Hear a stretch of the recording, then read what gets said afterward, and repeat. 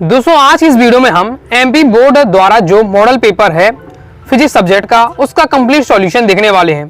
Class 12 physics भौतिक शास्त्र subject के मॉडल पेपर का कंप्लीट सॉल्यूशन तो देखेंगे ही, साथ ही दोस्तों एक एक क्वेश्चन को मैं आपको बेहतरीन तरीके से समझाने वाला हूं और कंप्लीट सॉल्यूशन देखेंगे। क्वेश्चन नंबर आपके फर्स्ट से लेकर क्वेश्चन नंबर जो आपका लास्ट 20 क्वेश्चन रहता है, 20 क्वेश्चन रहते हैं, वहां तक हम देखने वाले हैं कि क्वेश्चन को मैं बेहतरीन तरीके से समझाऊंगा। वीडियो काफी लंबी हो जाएगी, लेकिन वीडियो को ध्यान से अंत तक देखते हैं तो आपको इसी वीडियो को देखने के बाद ही आपके मॉडल पेपर की पूरी प्रैक्टिस हो जाएगी, फिर अलग से दोस्तों आपको प्रैक्टिस नहीं करनी पड़ेगी। तो चलिए स्टार्ट कर लेते हैं। इस पर आपके यहाँ निर्देश रहने वाले हैं।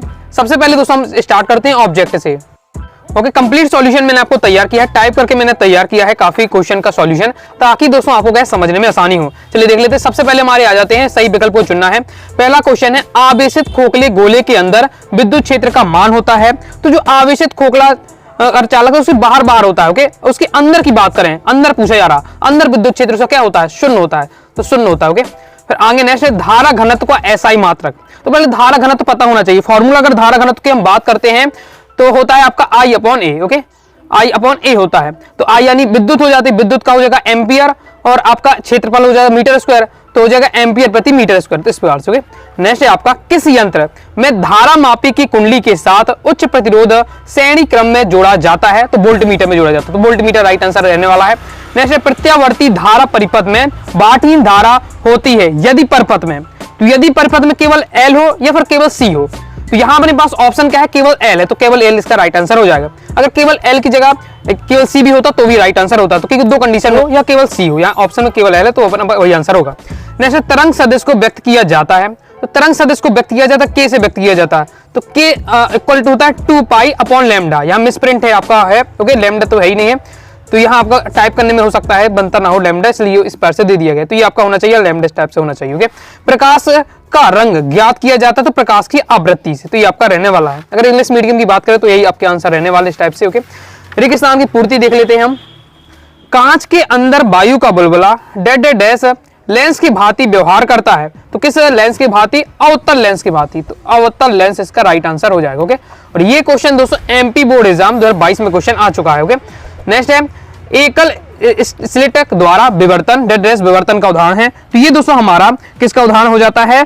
फ्राउनहोफर का उदाहरण। ओके, तो क्या होना चाहिए राइट आंसर? फ्राउनहोफर इसका राइट आंसर आपका हो जाएगा। ओके, आगे देख लेते हैं। नेक्स्ट दोस्तों हमारा क्वेश्चन है, इलेक्ट्रॉन का विराम द्रव्यमान डेड डैश होता है, तो इसका राइट आंसर हो जाएगा आपका 9.1 गुणे 10 की घात -31 kg, ये आपका हो जाएगा। ओके, अब यहाँ विराम द्रव्यमान पढ़ेंगे ही तो लगता है शून्य होना चाहिए, तो वो फोटोन का होता है। फोटोन का अगर विराम द्रव्यमान पूछा जाए तो शून्य होता है। इलेक्ट्रॉन का द्रव्यमान 9.1 गुणे 10 की घात -36 किलोग्राम होता है। ओके, रदरफोर्ड मॉडल के अनुसार इलेक्ट्रॉन की ऊर्जा डेड डैश होती है, तो कितनी ऊर्जा होती है? ऋणात्मक ऊर्जा होती है, तो इसका राइट आंसर है आपका ऋणात्मक। आगे देख लेते हैं। आगे नेक्स्ट हमारा क्वेश्चन है, डेड डैश प्रक्रिया में हल्के नाभिक मिलकर भारी नाभिक बनाते हैं, तो ये किसमें बनाते हैं? नाभिक संलयन में बनाते हैं, तो राइट आंसर क्या हो जाएगा आपका? नाभिकीय संलयन। आगे देख लेते हैं। आगे नेक्स्ट है, किसी अर्धचालक का प्रतिरोध अशुद्धि मिलाने पर क्या हो जाता है? बढ़ जाता है, तो ये आपका हो जाएगा कंप्लीट। आगे देख लेते हैं। आगे आ जाते हैं सत्य असत्य। गामा किरणों का भेदन क्षमता न्यूनतम होती है, बिल्कुल असत्य हो जाएगा। क्यों असत्य हो जाएगा? क्योंकि गामा किरणों की जो भेदन क्षमता होती है वो सबसे ज्यादा होती है, अधिकतम होती है, या तो न्यूनतम लिखा इसलिए असत्य हो रहा। नेक्स्ट है, हाइड्रोजन परमाणु की आयनन ऊर्जा -13.6 इलेक्ट्रॉन वोल्ट होती है, तो ये देखिए आपका क्या आयनन ऊर्जा पूछी जा रही, तो हाइड्रोजन की परमाणु की धनात्मक होती है, ऋणात्मक दी जा रही, इसलिए आपका क्या असत्य हो जाएगा। ये तो सही है कि 13.6 इलेक्ट्रॉन वोल्ट होती है, लेकिन वो धनात्मक होती है, ऋणात्मक चिन्ह लगा इसलिए आपका असत्य हो रहा है। धनात्मक चिन्ह लगा होता तो यही आपका सत्य होता। प्रकाश विद्युत उत्सर्जन के लिए क्षारीय धातु प्रयुक्त की जाती है, तो ये हमारा क्या हो जाएगा? बिल्कुल सत्य हो जाएगा। आगे नेक्स्ट है, व्यतिकरण फ्रिंजें समदूरस्थ होती हैं, तो ये हमारा क्या हो जाएगा? असत्य हो जाएगा। ओके, ये हमारा असत्य है। आगे नेक्स्ट हमारा क्वेश्चन है, जब एक लेंस को द्रव में डुबोया जाता है तो उसकी क्षमता बढ़ जाती है, बिल्कुल सत्य हो जाएगा। तो हमारे सत्य कंप्लीट हो जाते हैं। आगे देख लेते हैं सही जोड़ियां। सही जोड़ी इस प्रकार से है, पहले खगोलीय दूरदर्शी की आवर्धन क्षमता, तो खगोलीय दूरदर्शी की आवर्धन क्षमता कितनी होती है? तो इसमें दोस्तों आपका राइट आंसर हो जाएगा -F0 और Fe। ओके, ये पहला हो जाएगा आपका। ओके, नेक्स्ट इसके बाद है हमारा सरल सूक्ष्मदर्शी की आवर्धन क्षमता, तो इसका राइट आंसर आपका क्या हो जाएगा? ये आपका 1 + DF वाला, तो इस टाइप से हो जाएगा। नेक्स्ट है संयुक्त सूक्ष्मदर्शी की आवर्धन क्षमता, तो ये दोस्तों हमारा हो जाएगा सेकंड नंबर वाला। फिर चालक का ऊर्जा घनत्व, तो चालक का जो ऊर्जा घनत्व होता है वो हमारा ये 1 ये आपका हो जाएगा चौथा। ओके, इसके बाद नेक्स्ट चालक की स्थितिज ऊर्जा, तो इसका राइट आंसर हमारा हो जाएगा ये आपका तीसरे नंबर का 1/2 CV², तो ये हो जाएगा आपका पांचवा। ये ई नंबर एफ नंबर जो भी दिया हुआ है। विद्युत फ्लक्स का मान होना चाहिए, तो ये आपका हो जाएगा ये लास्ट सबको लास्ट वाला EDS cos थीटा हो जाएगा, तो 6 नंबर को ये इस प्रकार से कंप्लीट हो जाता है। आगे देख लेते हैं, आगे आ जाते हैं हमारे एक शब्द एक वाक्य में उत्तर। पहला है किसी पदार्थ की चुंबकीय प्रवृत्ति -0.5 है, यह कैसा पदार्थ है। ये 3 प्रकार के आपके होते हैं, एक आपका अनुचुंबकीय, प्रतिचुंबकीय, लौ चुंबकीय। ओके, तो कैसे आपको फाइंड करना है इसको भी आप सीख लीजिए, कैसे पता लगाएंगे कौन सा है। और चुंबकीय प्रवृत्ति देखिए ऋणात्मक है, तो ऋणात्मक देखिए ऋण चिन्ह जैसे आपको दिखा तो आपको तुरंत समझ जाना कि ये कौन सा है, ये हमारा प्रतिचुंबकीय है। ऋण चिन्ह देखा आपने और प्रतिचुंबकीय बता देना है। लेकिन अब आता है क्वेश्चन कि हम लौह चुंबकीय अनुचुंबकीय कैसे पहचानेंगे। तो देखिए लौह चुंबकीय में क्या होता है, तो अगर 1 से मान कम है, जो वैल्यू दी है अगर 1 से कम है, धनात्मक में 1 से कम है तो वो आपका हो जाएगा अनुचुंबकीय, और धनात्मक 1 से ज्यादा है तो वो होगा लौ चुंबकीय, और ऋण चिन्ह दिख जाए तो तुरंत आपको प्रतिचुंबकीय बता देना है। 100 पेड़ का तो ऐसा ही माता खैनी ही होता है। ओके, इसके बाद नेक्स्ट पेड़ प्रतिघात का कोणीय आवृत्ति के साथ क्या संबंध होता है। तो इसका संबंध अगर हम बात करते हैं, इसका संबंध की बात करें तो XL = 2 पाई म्यू आपका हो जाएगा म्यू L, या म्यू क्या है आपकी आवृत्ति है। ओके, नेक्स्ट है हमारा धारा के वर्ग माध्य मूल्य मान पर एवं शिखर मान में संबंध आपको पूछा जा रहा, तो IRMS = होता है आपका I0/√2, ये आपका हो जाएगा इस प्रकार से। विकिरण की कण प्रकृति को प्रदर्शित करने वाली परिघटनाओं के नाम लिखिए, तो परिघटनाओं के नाम लिखिए, मतलब 1 से ज्यादा आपको बताना, तो एक प्रकाश विद्युत प्रभाव हो जाता है, दूसरा आपका काम्पटन प्रभाव हो जाता है। ओके, सॉल्यूशन इस प्रकार से हो जाता है। लिखना चाहे तो मैं इसका नोट किया है, इस प्रकार से आपका सॉल्यूशन हो जाएगा। ओके, तो ये आपका है प्रश्न क्रमांक 5 का, बाकी तो बताई दिए, कंप्लीट हो जाता है। अब दोस्तों हम देखेंगे प्रश्न क्रमांक 6 से। एक एक क्वेश्चन को बेहतरीन तरीके से समझाऊंगा, तो ध्यान से बस देखते हो, सुनते जाइएगा, समझते जाइएगा, काफी हद तक आपकी तैयारी हो जाएगी। तो देख ले, किसी विलगित चालक को धनावेशित करने पर उसका द्रव्यमान कम हो जाता है, क्यों। बिल्कुल सिंपल है, चलिए मैं सॉल्यूशन दिखाता हूं। तो सॉल्यूशन हमारा किस प्रकार से रहने वाला है कि इलेक्ट्रॉन के चालन से निकलने के कारण चालक क्या धनावेशित हो जाता है। कोई भी चालक है उसमें इलेक्ट्रॉन भी होते हैं, और आपके कौन से होते हैं, इलेक्ट्रॉन होते हैं, प्रोटॉन होते हैं। ओके, अब इसमें जब पूरे इलेक्ट्रॉन निकल जाएंगे, इलेक्ट्रॉन का चालन होगा, तो इलेक्ट्रॉन जब निकल जाएंगे तो क्या बचेगा कि धन बचेगा, इसलिए वो जो चालक होता है वो धनावेशित हो जाता है। अतः चालक के धनावेशित करने पर क्या होता है, जितने इलेक्ट्रॉन चालक से निकलते हैं उतने इलेक्ट्रॉन के द्रव्यमान के क्या बराबर चालक के द्रव्यमान में क्या कमी आ जाती है। अब देखिए इलेक्ट्रॉन, देखिए जो भी भार दिख रहा है, कोई भी चालक का भार है, उस भार अगर हम तौलेंगे तो उसमें क्या है, इलेक्ट्रॉन भी है और उसमें धनावेशित भी है, मतलब प्रोटॉन भी है। ओके, इसलिए उसका भार ज्यादा आएगा। जब उससे पूरे इलेक्ट्रॉन निकल जाएंगे क्या बचेगा, धन बचेगा, तो उसका अब इलेक्ट्रॉन तो निकल गए हैं, तो उसका जो चालक है वो क्या है, उसके द्रव्यमान में क्या कमी आ जाएगी। सिंपल बात है। जब हम पहले मान लीजिए वेट मशीन में हमने किसी पदार्थ को रखा, तो उसमें इलेक्ट्रॉन भी है, प्रोटॉन भी है, तो उसका भार ज्यादा आएगा। अब उसमें इलेक्ट्रॉन निकाल लिए हमने, जब इलेक्ट्रॉन हम निकाल लेते हैं, धनावेशित बचेगा, तो फिर हमारा क्या है, उसका द्रव्यमान क्या कम हो जाएगा, क्योंकि द्रव्यमान जितने इलेक्ट्रॉन निकल गए उतना द्रव्यमान कम हो गया। इस टाइप से। नेक्स्ट है कि दो विद्युत बल रेखाएं एक दूसरे को कभी प्रतिच्छेद नहीं करती, क्यों। बिल्कुल सिंपल आंसर है, बहुत ज्यादा इंपॉर्टेंट क्वेश्चन है, प्रीवियस ईयर में आ चुका है। क्या होता है, अगर प्रतिच्छेद करेंगे तो जो पॉइंट होगा, जिस पॉइंट में काटेंगे वहां पर क्या होगा, स्पर्श रेखा पर 2 परिणामी क्षेत्र व्यक्त किए जाएंगे, जबकि क्या है बहुत ही संभव नहीं है। तो बल रेखाएं परस्पर एक दूसरे को नहीं काटती हैं, क्योंकि यदि ये परस्पर काटेंगी, जो कटान बिंदु होगा वहां पर क्या है, 2 स्पर्श रेखाएं कि 2 परिणामी क्षेत्र को क्या व्यक्त करेंगे। दो रेखाएं मिलेंगी तो 2 परिणामी क्षेत्र व्यक्त करेंगे, जो कि क्या है असंभव है, इसलिए क्या है प्रतिच्छेद नहीं करती। इस प्रकार से आंसर है, जितना आपको जैसा पेपर में लिखना चाहिए उस हिसाब से सिंपल दिया हुआ है। जैसे आगे हमारा प्रश्न क्रमांक 7वां है, विद्युत प्रतिरोध एवं विशिष्ट प्रतिरोध में कोई आपको 2 अंतर बताना है। प्रतिरोध और प्रतिरोधक, विशिष्ट प्रतिरोध और प्रतिरोधकता एक ही बात होती है। ओके, तो इस देख सकते हैं क्या होना चाहिए, प्रतिरोध और विशिष्ट प्रतिरोध में अंतर बहुत ज्यादा इंपॉर्टेंट है, प्रीवियस पेपर में आ भी चुका है आपका एमपी बोर्ड में। प्रतिरोध है आपका चालक का प्रतिरोध उसके पदार्थ, ताप, लंबाई व परिक्षेत्र क्षेत्रफल पर निर्भर करता है, जबकि जो विशिष्ट प्रतिरोध होता है वो चालक का विशिष्ट प्रतिरोध केवल उसके पदार्थ एवं ताप पर निर्भर करता है, उसकी भौतिक अवस्था पर नहीं करता है। ओके, अब प्रतिरोध का मात्रक हम जानते हैं ओम होता है, और विशिष्ट प्रतिरोध का मात्रक क्या होता है, ओम मीटर होता है। प्रतिरोध एक आपका अभिलाक्षण गुण नहीं है, जबकि विशिष्ट प्रतिरोध एक आपका अभिलाक्षण गुण है। तो ये आपका दिया है, 2 नंबर का 2 पॉइंट आपको तैयार रहने ही चाहिए। आगे देख लेते हैं, किसी सेल के आंतरिक प्रतिरोध की आपको परिभाषा बतानी है, एसआई मात्रा बताना, विभेद सूत्र बताना है। ठीक है, तो किसी सेल का आंतरिक प्रतिरोध क्या होता है, तो सेल के अंदर 2 इलेक्ट्रोड होते हैं, कोई भी सेल होता है उसमें 2 इलेक्ट्रोड होते हैं। 2 इलेक्ट्रोडों के बीच विद्युत अपघट्ट, विद्युत धारा के प्रवाह में जो रुकावट डालता है। प्रतिरोध का मतलब क्या है, प्रतिरोध का मतलब ये रुकावट डालना। तो कोई भी सेल के अंदर जो 2 इलेक्ट्रोड होते हैं, ओके, उसमें विद्युत अपघट्ट में क्या धारा प्रवाहित होती है, धारा प्रवाहित करने पर क्या है, जो रुकावट आते हैं उसे हम क्या है, सेल का आंतरिक प्रतिरोध कहते हैं। मात्रक पूछे तो कि प्रतिरोध है तो आप आंतरिक प्रतिरोध है या नॉर्मल प्रतिरोध है, ओम ही इसका मात्रक रहने वाला है। विमीय सूत्र बात करें तो आपका इसका क्या हो जाएगा, ml² t का है -2 आपका रहने वाला, ओके, इस टाइप से रहने वाला है आपका विमीय सूत्र। आगे देख लेते हैं, आगे हमारा प्रश्न क्रमांक जो 8वां है वो न्यूमेरिकल है, ओके, तो देख लेते हैं, इसे भी देख लेते हैं, आपके अध्याय 4 से लिया गया है। क्या किस प्रकार से दिया हुआ, पहला है कि एक लंबे सीधे तार में 35 एम्पीयर विद्युत धारा प्रवाहित है, तार में 20 सेंटीमीटर दूरी पर स्थित किसी बिंदु पर चुंबकीय क्षेत्र का परिणाम ज्ञात करना है। देखिए इसमें सेम यही क्वेश्चन, एक दूसरे एक ही सेम क्वेश्चन रहने वाले हैं, तो सिंपल है, विद्युत क्षेत्र के परिणाम का फॉर्मूला याद है, न्यूमेरिकल में रहता है, ये 2 नंबर वाला जो रहता है वो फॉर्मूला बेस्ड रहता है, फॉर्मूला याद है आपसे बन जाएगा। विद्युत क्षेत्र का हमें क्या करना है, फॉर्मूला हमसे बनना चाहिए, विद्युत क्षेत्र यानी B बराबर होता है आपका, फॉर्मूला याद होना चाहिए आपका हो जाएगा μ0I/2πr, ये फॉर्मूला होता है। विद्युत क्षेत्र का परिणाम का आपको ये फॉर्मूला याद रखना है, बस सिंपल है। हमें यहाँ क्या वैल्यू दी है, देखिए हमें दिया हुआ है तार से क्या 20 सेंटीमीटर दूरी पर है, तार से 20 सेंटीमीटर दूरी पर है, यानी उसकी क्या त्रिज्या दी हुई है, तो त्रिज्या कितनी हमें मिल जाती है, 20 सेंटीमीटर मिल जाती है। हमें जब सॉल्व करेंगे तो मीटर में रखना पड़ेगा, ओके, जो आपका बना हुआ है ये फॉर्मूला, ये आपका क्या है मीटर पर रखने वाला है। 20 सेंटीमीटर को क्या मीटर बदलेंगे तो आपका किस प्रकार आपका हो जाएगा, आपका यहाँ हो जाएगा नीचे क्या है 100 का भाग करना पड़ेगा, यानी 10 की पावर -2 आ जाएगा मीटर स्क्वायर से। हमारा धारा दिया हुआ 35 एम्पीयर, ये दिया हुआ वैल्यू हमारा दिया, लिख दिया, फॉर्मूला हमारे ये सबकी वैल्यू पुट करी है हमने, ओके, यहाँ देखिए इसकी वैल्यू आपकी पुट कर दी है, यहाँ हमने वैल्यू करी 4π इसकी वैल्यू होती है, वो रख दी -10, ये 4π × 10 की पावर -7 ये होती है आपकी μ0 की वैल्यू रख दी है, बाकी इसे सॉल्व किया है, ये आपका रहने वाला है, सिंपल है, ओके। अब सिंपल है आपका, देखिए अब ये 2π से हो जाएगा आपका, ये करेगा तो ये 2 बचेगा, ओके।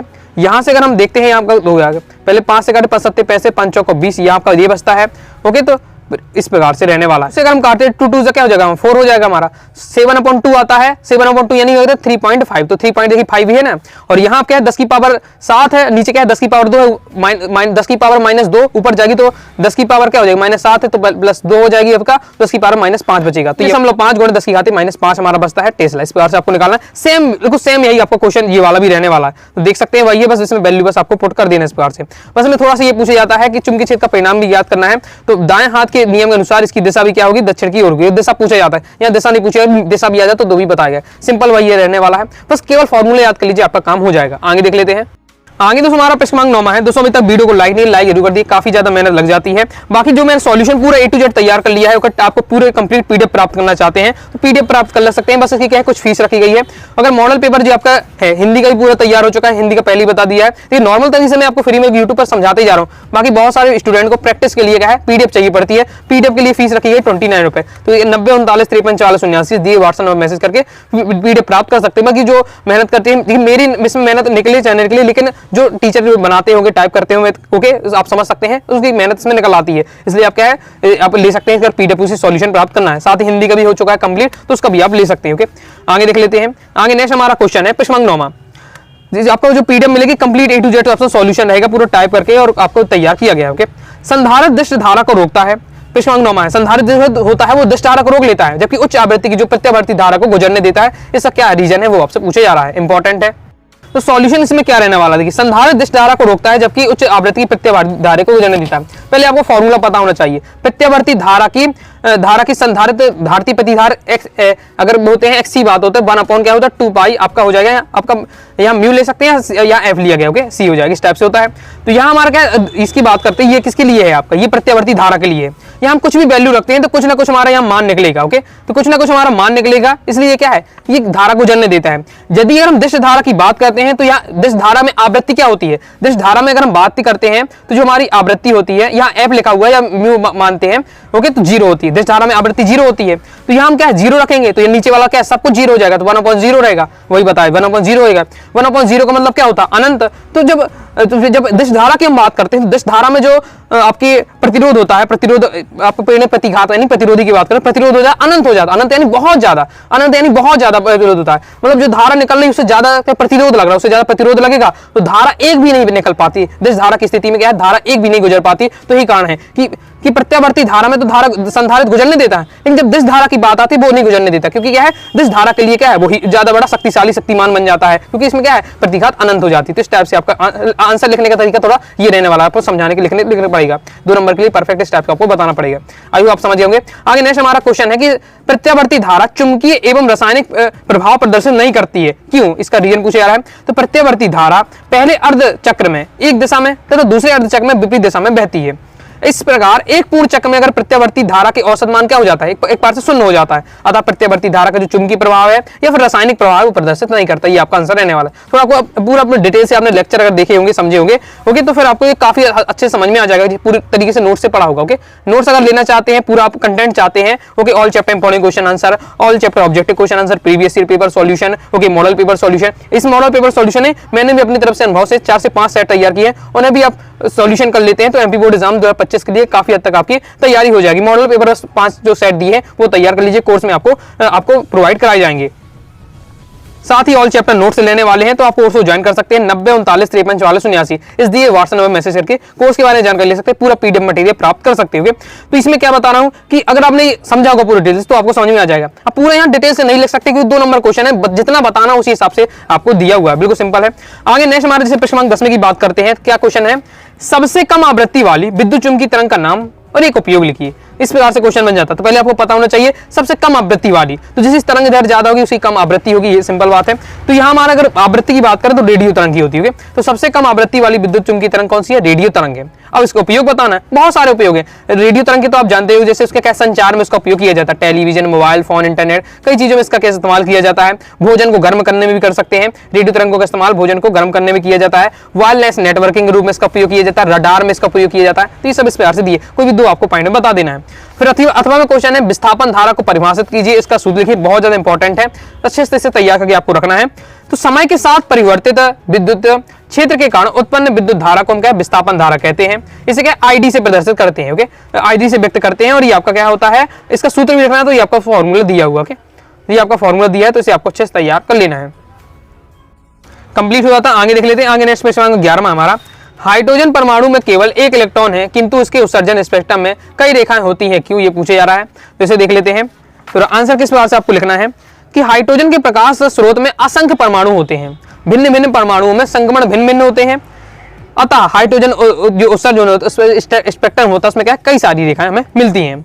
अथवा में से क्वेश्चन है कि नाभिकीय संलयन अभी तक एक प्रायोगिक तथा नियंत्रित ऊर्जा स्रोत के रूप में ही क्यों प्रयुक्त किया जाता है। मतलब इसे रियल जिसे हम पढ़ते वैसे प्रयोग रूप में भी कर लेते हैं, कई बार प्रयोग में भी हो जाता है, लेकिन रियल लाइफ में नाभिकीय संलयन का प्रयोग नहीं करते, नाभिकीय विखंडन का यूज किया जाता है। तो नाभिकीय संलयन का उपयोग क्यों नहीं किया जाता है, तो इसका मेन इसका रीजन अगर हम बात करते हैं तो नाभिकीय संलयन की जो क्रिया को स्टार्ट करने के लिए बहुत ज्यादा ऊर्जा की आवश्यकता होती है, बहुत ज्यादा, जितना मतलब सूर्य के केंद्र में जो सूर्य के केंद्र में नाभिकीय संलयन होता है, जितना उसके सूर्य के केंद्र में होता है उससे भी 6 गुना तक हमें क्या है उसकी चाहिए पड़ता है, ओके, स्टार्ट करने के लिए नाभिकीय संलयन। अगर बात करें सूर्य में हो जाता है तो उसमें और कई सारे रीजन होते हैं, गुरुत्वाकर्षण उसमें बल लगता है जिसके कारण उसकी जितना चाहिए तो उसको नाभिकीय संलयन को स्टार्ट करने के लिए तो सूर्य में उतना मिल जाता है, जबकि नॉर्मल लाइफ में इतना ज्यादा पॉसिबल नहीं है, ओके, सोच सकते हैं सूर्य की से भी 6 गुना उसको चाहिए, तो इसलिए नॉर्मल लाइफ में क्या है पॉसिबल नहीं हो पाता है। तो नाभिकीय संलयन बहुत उच्च ताप पर संभव होता है, बहुत ज्यादा उच्च ताप पर चाहिए और बहुत अधिक ताप होने के कारण इसका नियंत्रण भी संभव है। मान लीजिए हमने क्या है बहुत ज्यादा उच्च ताप देखे जैसे व्यवस्था कर ली इसकी ताप की, तो इसको बनाए रखने के लिए इसको नियंत्रण रखने के लिए भी क्या है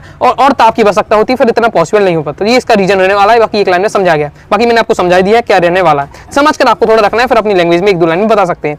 नेक्स्ट हमारे प्रश्न 12वां आ जाता है कि नेज या निर्ज कहते हैं वह यानी अशुद्ध अर्धचालकों में कोई 2 अंतर लिखिए, बहुत ज्यादा इंपॉर्टेंट है। पी प्रकार के अर्धचालक और एन प्रकार के अर्धचालकों में 2 अंतर, बहुत ज्यादा इंपॉर्टेंट, दोनों क्वेश्चन कोई ना कोई इनमें से आ सकता है आपके पेपर में, तैयार करके आपको रखना है। लेकिन नेज प्रकार के और अर्धचालकों में अंतर समझ लेते हैं। तो निज अर्धचालक और बाह्य अर्धचालक, निज अर्धचालक देखिए इनका नाम ही है, ये शुद्ध अर्धचालक होते हैं, दूसरे के बाह्य अर्धचालक यानी अशुद्ध अर्धचालक। तो निज अर्धचालक होते हैं, शुद्ध अर्धचालक होते हैं, तो शुद्ध अर्धचालक को क्या कहते हैं एक बार से हम निज अर्धचालक कहते हैं, जबकि जो हमारे बाह्य अर्धचालक होते हैं वो अशुद्ध वाले होते हैं, क्योंकि जब क्या शुद्ध अर्धचालक में हम 5 संयोजी, 5 संयोजी या फिर 30 संयोजी वाले परमाणु की अशुद्धि मिलाते तब हमें प्राप्त होता है, ओके। तो ये 2 प्रकार के होते हैं, एक एन प्रकार का, एक पी प्रकार का। तो इसका मतलब क्या हुआ कि जब हम से शुद्ध अर्धचालक में 5 संयोजी या फिर 30 संयोजी अशुद्धि मिलाते हैं तो हमें क्या पता है बाह्य अर्धचालक प्राप्त होता है, ओके, ये अशुद्ध अर्धचालक प्राप्त होता है। 2 प्रकार के होते हैं, एन प्रकार के, पी प्रकार के। आगे पॉइंट किस प्रकार से आपको लिखना है, देखिए निज अर्धचालक में जो होता है विद्युत उदासीन होता है, इसमें इलेक्ट्रॉन और होलों की संख्या बराबर होती है। निज अर्धचालक में जितने इलेक्ट्रॉन होते हैं उतनी ही होलो संख्या होती है, तो N इक्वल टू होता है NH। ओके, मतलब जितने इलेक्ट्रॉन है निज अर्धचालक में उतने ही होल होते हैं। जबकि इसमें अलग होता है, किस प्रकार से, देखिए जो आपका P प्रकार के अर्धचालक की मैं बात करूं तो P प्रकार के अर्धचालक में होलों की संख्या ज्यादा होती है, जबकि होलों की संख्या ज्यादा होती है और इलेक्ट्रॉन की संख्या बिल्कुल बहुत ज्यादा कम होती है, ओके, किसी होलों की तुलना में। और इसी प्रकार से N प्रकार के अर्धचालक की बात करते हैं तो इसमें क्या होती है, होलों की तुलना में इलेक्ट्रॉन की संख्या बहुत ज्यादा होती है। तो N प्रकार में बहुसंख्यक कौन है, इलेक्ट्रॉन है। P प्रकार में बहुसंख्यक कौन है, आपके होल है, तो ये आपका होता है। जबकि निज अर्धचालक में इलेक्ट्रॉन जितने होते हैं उतने ही होल होते हैं। इस प्रकार से निज अर्धचालक में धारा का प्रवाह क्या जो होता है, धारा का प्रवाह होता है निज अर्धचालक में, वो से आबंध टूटने के कारण होता है। जबकि N प्रकार के अर्धचालक में धारा का प्रवाह इलेक्ट्रॉन की गति से होता है, क्योंकि इलेक्ट्रॉन ज्यादा होते हैं। जबकि P प्रकार के अर्धचालक में जो धारा का प्रवाह होता है होलों के कारण होता है, क्योंकि इसमें क्या होल ज्यादा होते हैं। तो इस प्रकार से रहने वाला कंप्लीट हो जाता है। बिल्कुल सिंपल लैंग्वेज दिया है, तीनों पॉइंट सिंपल है, तैयार करके रखिएगा। फिर नेक्स्ट बहुत ज्यादा इंपॉर्टेंट है, P प्रकार के अर्धचालक N प्रकार के अर्धचालक में अंतर, P टाइप N टाइप में क्या अंतर होता है।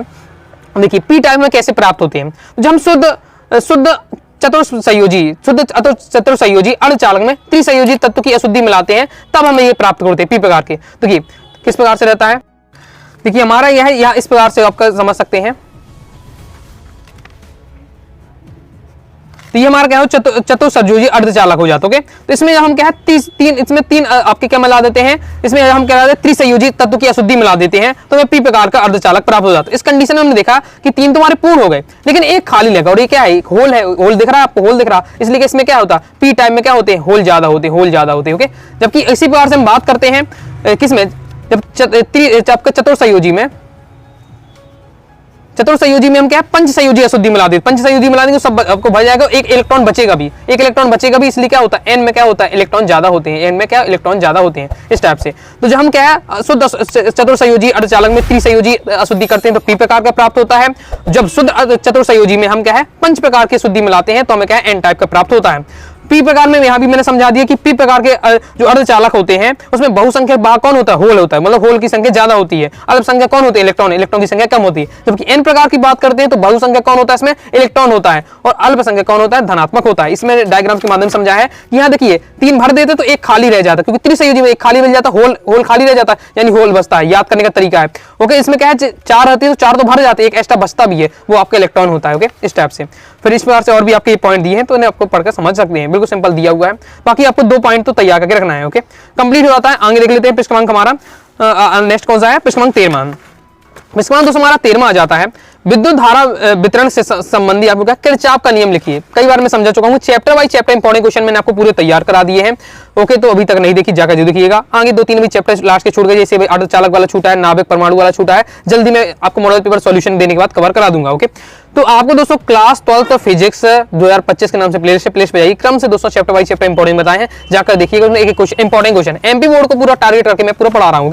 तो इसमें आपको देख सकते हैं विद्युत धारा का आपको किरचॉफ का नियम बहुत ज्यादा इंपॉर्टेंट अर्थ में पूछा जा रहा है। हमसे संतुलित बीट स्टोन सेतु का विद्युत परिपथ बनाता हुआ उसका सिद्धांत लिखना है। चलिए एक बार समझ लेते हैं। किरचॉफ के नियम की दोस्तों हम बात करते हैं। किरचॉफ ने 2 नियम दिए। ओके, किरचॉफ का प्रथम नियम है जिसे क्या आवेश संरक्षण का नियम कहते हैं। ये ऑब्जेक्ट में अक्सर पूछा जाता है। किरचॉफ का नियम आवेश संरक्षण के नियम पर आधारित रहता है। नियम इसका आपका क्या रहने वाला, तो ये आपका दिया हुआ है। इस नियम अनुसार किसी विद्युत परिपथ में किसी भी संधि पर मिलने वाली समस्त विद्युत धाराओं का बीजगणितीय क्या शून्य होता है। क्या बताया जा रहा है, किसी विद्युत परिपथ है, किसी भी संधि में मिलने वाली समस्त विद्युत धाराओं का बीजगणितीय क्या होता है, शून्य होता है। मतलब किसी भी बिंदु से जितनी भी धारा आ रही है, ओके, एक बिंदु पर क्या है, जितनी भी एक परिपथ में क्या है, कुछ धाराएं आती हैं, कुछ धाराएं जा रही हैं। ओके, और उन सबको हम जोड़ते हैं, तुम्हारा शून्य आता है। इस प्रकार से ओके, देखिए इससे पूरा समझाया भी जा रहा है। अगर पेपर में लिखना है जैसे 3 नंबर में, तो आपको क्या शॉर्ट में एक डायग्राम बना सकते हैं, एक लाइन आप बता सकते हैं। ओके, पूरी तरीके से डिटेल से लिखना, कुछ यहाँ बीच के स्किप कर सकते हैं। मेन तो आपका ये नियम है, ये प्रथम नियम है, इतना आपका प्रथम नियम है और ये आपका डायग्राम रहने वाला है। बाकी थोड़ा सा किस प्रकार से निकाला गया है वो एग्जाम्पल के माध्यम से थोड़ा समझाया गया है। ये थोड़ा एग्जाम्पल टाइप का समझाया जा रहा है। ओके, बाकी प्रथम नियम आपका इस प्रकार से रहने वाला है। कंप्लीट हो जाता है। अगर दोस्तों पूरा डिटेल से समझना चाहते हैं, चैप्टर बाय चैप्टर में एक लाइन समझाया है। किरचॉफ का जो द्वितीय नियम होता है ऊर्जा संरक्षण के नियम पर आधारित होता है। इसका आपका ये रहने वाला है, क्या होता है, किसी विद्युत परिपथ के किसी बंद पास के विद्युत वाहक बलों का बीजगणितीय योग उस पास या कहीं लूप कहें, ओके, कि विभिन्न भागों में धाराओं और संगत प्रतिरोधों के गुणनफल के क्या बीजगणितीय योग बराबर होता है। तो ये आपका फॉर्मूला रहने वाला है। सिग्मा मतलब होता है योग, ओके, इसका बीजगणितीय योग इसका मतलब हो जा रहा है। लूप है हमारा, किसी भी लूप में अगर परिपथ लूप में जितनी भी धारा और प्रतिरोध का गुणनफल, धारा और प्रतिरोध का गुणनफल का बीजगणितीय, धारा और प्रतिरोध का गुणनफल का बीजगणितीय किसके बराबर होने वाला है, हमारा विद्युत वाहक बलों के बीजगणितीय योग के बराबर रहने वाला है। तो इस प्रकार से आपका रहने वाला है, ये आपका मेन हो जाता है, इतना आपको लिखना है। ओके, बाकी ये 3 लाइन थोड़ा सा आपको क्या है समझाने की दृष्टि से दी है किस प्रकार से निकल जा रहा है। ओके, लिख सकते हैं, अगर फास्ट स्पीड है तो आपको पूरा लिखना चाहिए, तुरंत आपको फुल नंबर मिल जाएंगे। अब दोस्तों हम कर लेते हैं अथवा में व्हीटस्टोन सेतु पूछा है, बहुत ज्यादा इंपॉर्टेंट एकदम रट के आपको रखना है। तो व्हीटस्टोन सेतु का देखिए हमें क्वेश्चन में क्या पूछा जा रहा है, परिपथ पूछा जा रहा है। ओके, पहले तो मैं क्वेश्चन के मैं बता देता हूं और लिखना कितना है ये भी मैं आपको बता देता हूं कि व्हीटस्टोन सेतु का परिपथ बनाना है और उसका सिद्धांत लिखना है। तो परिपथ का डायग्राम ये रहने वाला है और सिद्धांत आपका ये रहने वाला है। तो ये आपका परिपथ और ये सिद्धांत हो जाए, तो मतलब पेपर में 3 नंबर के आपको डायग्राम बना देना, इतना लिख देना है। कई बार हो सकता है कि सिद्धांत ना पूछे, फिर उस सूत्र की स्थापना पूछिए कि जो व्हीटस्टोन सेतु का सूत्र होता है, ओके, तो इसकी स्थापना कीजिए। तो स्थापना करने के लिए फिर आपको ये भी लिखना पड़ेगा अभी, लेकिन इस क्वेश्चन के लिए अगर क्वेश्चन बस आता है तो बस डायग्राम बनाना, ये सिद्धांत लिखना, आपका काम हो जाएगा। फिर आपका सूत्र की स्थापना ये रहने वाली है, देख सकते हैं। हमें पूरा डिटेल से क्वेश्चन को नहीं समझा रहा हूँ, क्योंकि चैप्टर बाय चैप्टर में जाइएगा तो हमने समझा दिया कि लाइन, तो समझ लीजिएगा। ये की गई है दोस्तों सूत्र की स्थापना। ओके, तो आपको सूत्र की स्थापना भी तैयार करके रखना है, सिद्धांत भी तैयार करके रखना है और डायग्राम तैयार करके रखना है। पेपर में डायग्राम और सिद्धांत पूछे तो आपको लिख देना है डायग्राम, या फिर आपको क्या है आपको फॉर्मूला सिद्ध करने के लिए कहा तो फिर आपको कर लेना पड़ेगा। ओके, तो ये स्टेप से रहने वाला, तैयार करके रखिए, क्योंकि कई बार क्या है सिद्धांत ना पूछे फिर आपसे क्या है ये व्हीटस्टोन सेतु सिद्धांत क्या है सूत्र आपको निगमित कराया जाए, तो तैयार करके रखना है। आगे नेक्स्ट हमारा प्रश्न क्रमांक 14वां है, वायु सेवण का नियम लिखिए तथा इस नियम का सदस्य रूप भी लिखिए, अथवा में एम्पियर का परिपथीय नियम लिखिए एवं इसे क्या सिद्ध कीजिए। देख लेते हैं। तो वायु सेवण का नियम बहुत ज्यादा महत्वपूर्ण है, इस प्रकार से आपका रहने वाला है, ये पूरा सीख लेना जितना मैं आपको दिखा रहा हूँ। ये आपका दिया हुआ है, ये आपका क्या है ओके, अध्याय 4 से क्वेश्चन लिया है, तो चैप्टर वाइज चैप्टर इंपॉर्टेंट में जाइएगा तो अध्याय 4 में ये क्वेश्चन को समझाइए, आपका हो जाता है। इसके आगे आपका ये दिया हुआ है, तो ये आपको पूरा तैयार करना है। अब देखिए थोड़ा स्किप कर सकते हैं, आपका 3 नंबर में क्वेश्चन है। ओके, 3 नंबर में अगर आपको ये थोड़ा ज्यादा लग रहा है, ओके, पहले तो आपको पूरा लिखना चाहिए, कुछ ज्यादा भी नहीं है, स्पीड होगी तो आप लिख लेंगे। तो एक काम कर सकते हैं आप, ये लाइन होती है जो स्किप कर सकते हैं, केवल ये पहले पॉइंट में बस ये लिखना है फॉर्मूला पर, दूसरे पॉइंट में ये डायरेक्ट आप बता सकते हैं कि जो आपका होता है अल्पांश की लंबाई किसके आपके समानुपाती होती है, डायरेक्ट आपको उसके बता देना। ओके, इस टाइप से आपको लिखना है, साइन थीटा के अनुक्रमानुपाती है तो इस प्रकार से। तो ये आपको डायरेक्ट ये बस लिखना है, लेकिन लाइन जो थ्योरी वाली स्किप कर दीजिएगा, थोड़ा आपका क्या छोटा हो जाएगा, आपका काम हो जाएगा। तो ये आपका रहने वाला है, कंप्लीट हो जाता है। ये आपका पूरा वायु सेवण का नियम है, इतना ही आपको पूरा तैयार करके रखना है डायग्राम के साथ। सदिश रूप पूछा जाता है तो कई बार क्या है बोर्ड एग्जाम में भी आ चुका है, सदिश रूप बोर्ड एग्जाम 23 में केवल 2 नंबर में, अगर पहले 2 नंबर में इस चैप्टर से आता था, अब 3 नंबर में क्वेश्चन रख दिया, इसलिए वो थोड़ा सा आपको लॉन्ग कर दिए गए। 2 नंबर में पहले इस चैप्टर से आता तो केवल वायु सेवण का सदस्य रूप पूछा जाता, तो इस प्रकार से सदस्य रूप रहने वाला है। तो सदस्य रूप भी आपको तैयार करके रखना है वायु सेवण नियम का, बाकी पूरा वायु सेवण नियम भी तैयार करके रखना है। 3 नंबर के यहाँ से क्वेश्चन आने वाला है, तो आपका ये क्वेश्चन आ सकता है, कंप्लीट हो जाता है। अब दोस्तों हम देखेंगे एम्पियर का परिपथीय नियम। ओके, वीडियो को लाइक नहीं किया, लाइक जरूर कर दीजिएगा। ओके, जितना मैं उसे समझाने का प्रयास होता है, जिससे आपको चीजें आपके लिए आसान हो, समझ में आने लगे, मैं आपको समझाने का प्रयास करता हूं, लाइक जरूर कर दीजिएगा। अब दोस्तों हम देखते हैं एम्पियर का परिपथीय नियम, किस प्रकार से एम्पियर का परिपथीय नियम रहने वाला है। तो पहले तो याद करके रखना है, ऑब्जेक्ट में एमपी बोर्ड में कई बार आ चुका है। ओके, या फिर 2 नंबर में क्वेश्चन आपका अगर आता है तो एम्पियर का परिपथीय नियम केवल इतना लिखने के लिए लिखना है। तो ये आपका एम्पियर का परिपथीय नियम है और ये आपको याद करके रखना है। तो किसी बंद वक्र के, कोई भी एक प्रकार से बंद वक्र रहता है, के लिए चुंबकीय क्षेत्र वेक्टर बी का रेखीय समाकलन पद द्वारा घिरी कुल धारा आई का म्यू नॉट गुना होता है।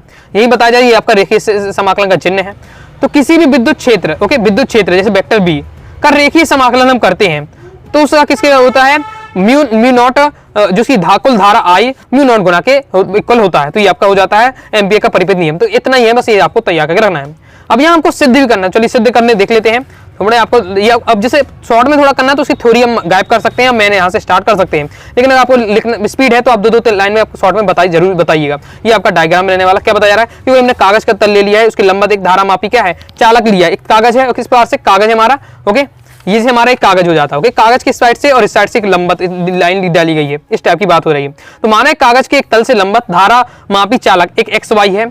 ओके, तार में प्रवाहित धारा कौन सी है, इस तार है, ये पूरा तार है। ओके, ये तार है, चालक है, इसमें कौन सी धारा I प्रवाहित हो रही है, तो धारा I प्रवाहित हो रही है। माना जो तार की जो में से आर त्रिज्या का एक क्या है वृत्तीय पथ खींचा गया है, इससे हम क्या आर त्रिज्या लेकर क्या है वृत्तीय पथ बनाया गया है और बिंदु P पर है। ओके, तथा वृत्तीय पथ के केंद्र क्या है, ओ है, ये सिंपल हमने लिखा, जो चित्र बनाया है वो सिंपल लिखा हुआ है। बस अब इसमें आपको याद होना चाहिए कि विद्युत क्षेत्र की तीव्रता का फॉर्मूला याद होना चाहिए, ये जरूरी है। तो विद्युत क्षेत्र की तीव्रता का फॉर्मूला आपका ये दिया हुआ है, इसे आपको याद होना चाहिए, याद करके रखिए। Mu naught upon 2 pi I upon R होता है। ओके, इसके बाद ये हमारा हो जाता है चुंबकीय क्षेत्र की तीव्रता। बिंदु P के लिए हमने बताया, बिंदु P के लिए अगर चुंबकीय क्षेत्र की तीव्रता ये है, हम ये एक पॉइंट के लिए बात हो रही है। और संपूर्ण वृत्तीय पद में हमें क्या है, चुंबकीय क्षेत्र वेक्टर बी का अगर निकालना है संपूर्ण के लिए, तो फिर हम क्या है, संपूर्ण के लिए समाकलन करना पड़ता है, तो हम इसका रेखीय समाकलन कर देंगे। तो इसका ये हमारा दिया हुआ, इसका पूरा क्या है, रेखीय समाकलन किया। तो ये हमारे ये इसका रेखीय समाकलन हमने किया। डीएल के लिए, डीएल यानी एक हिस्से का भी निकाला जा रहा है, एक हिस्से का डीएल, एक हिस्से का, छोटे से हिस्से का समाकलन कर देते तो पूरे का, तो एक छोटे हिस्से से पूरा का निकाला जा रहा है, इस प्रकार से रहने वाला है। अब यहां से हमारा ये कैसे बन गया, भैया कॉस थीटा कहां से आता है, ये प्रश्न आता है कि भैया ये कॉस थीटा कहां से आ जाता है। तो हमने पढ़ा होगा, आपने कि 11th की फिजिक्स से आगे के पहले 2 चैप्टर में है सीखेंगे, या फिर आपने क्या ये पढ़ा भी होगा, ओके, मैथ में भी है कि आपका सदिश ए सदिश बी का गुणा करते हैं तो ए बी कॉस थीटा होता है। तो बस यही सदिश ए और सदिश बी का यहाँ क्या गुणा तो हो रहा है, तो बस इसका क्या होगा, तो ए बी कॉस थीटा, ये आपका यहाँ कन्वर्ट हो जाता है। अगर हम बात करते हैं जो हमारा चुंबकीय क्षेत्र होता है, ओके, वेक्टर बी तथा जो हमारा डीएल है एक ही दिशा में हो, तो हमारा जो थीटा की वैल्यू क्या होगी, 0 होगी। तो यहाँ थीटा के मान पे हम क्या 0 रख देंगे, ओके, सिंपल है। तो cos 0 रख दिया। अब cos 0 का मान क्या होता है, cos 0 का मान 1 होता है, हमने त्रिकोणमिति पढ़ी है, तो cos 0 का मान 1 रख दिया, तो इसका मतलब गायब ही हो गया एक बार से, ये आपका बचता है। इसके बाद हमें क्या करना है, देखिए यहाँ b का वैल्यू है, b की वैल्यू हमने यहाँ निकाल चुके हैं, पहले b की वैल्यू हमारी क्या रहने वाली, जो b की वैल्यू हमने यहाँ निकाली है वो आपको क्या रख देना है। तो b की वैल्यू हमने क्या है रख दी है, सिंपल है आपका। इसके बाद क्या करना है हमको, ये हमारा जो क्या है, जो कांस्टेंट टर्म होता है वो आगे आ जाता है। अगर आप समाकलन में पढ़ा ही होगा, अभी मैथ में अगर आपने पढ़ा होगा तो समाकलन में ये कांस्टेंट टर्म आगे आ जाता है, ये पूरा आपका आ जाता है। ये हमारा डीएल निकालना है, डीएल का समाकलन करना है। तो डीएल क्या है, परिधि है, परिधि है, और परिधि का फॉर्मूला क्या होता है, वृत्त की परिधि 2πr होती है, तो वो आपका इस पास रहने वाला है 2πr की यहाँ वैल्यू रख सकते हैं। ये 2πr नीचे कट जाता है, तो हमारा ये बचता है म्यू नॉट और आईओ, ये हमारा एम्पियर का परिपथ नियम इस पास रहने वाला है। सीख लीजिएगा, इंपॉर्टेंट है, इजी भी है। आगे नेक्स्ट हमारा क्वेश्चन है, प्रकाश के व्यतिकरण के कोई 4 आवश्यक प्रतिबंध लिखिए, ये शर्त लिखिए। प्रतिबंध और शर्त एक ही बात यहाँ रहने वाली, इसलिए दोनों बता दी गया है। अथवा में है प्रकाश के ध्रुवण की परिभाषा लिखिए और प्रकाश के ध्रुवण का मेलस का नियम लिखिए। अब ये 3 नंबर क्वेश्चन बन रहा है, तो 3 नंबर के इसलिए दो चीज पूछ ली गई, ध्रुवण भी पूछ लिया गया जा रहा है प्रकाश का, और मेलस का नियम भी हमसे पूछ लिया जा रहा है।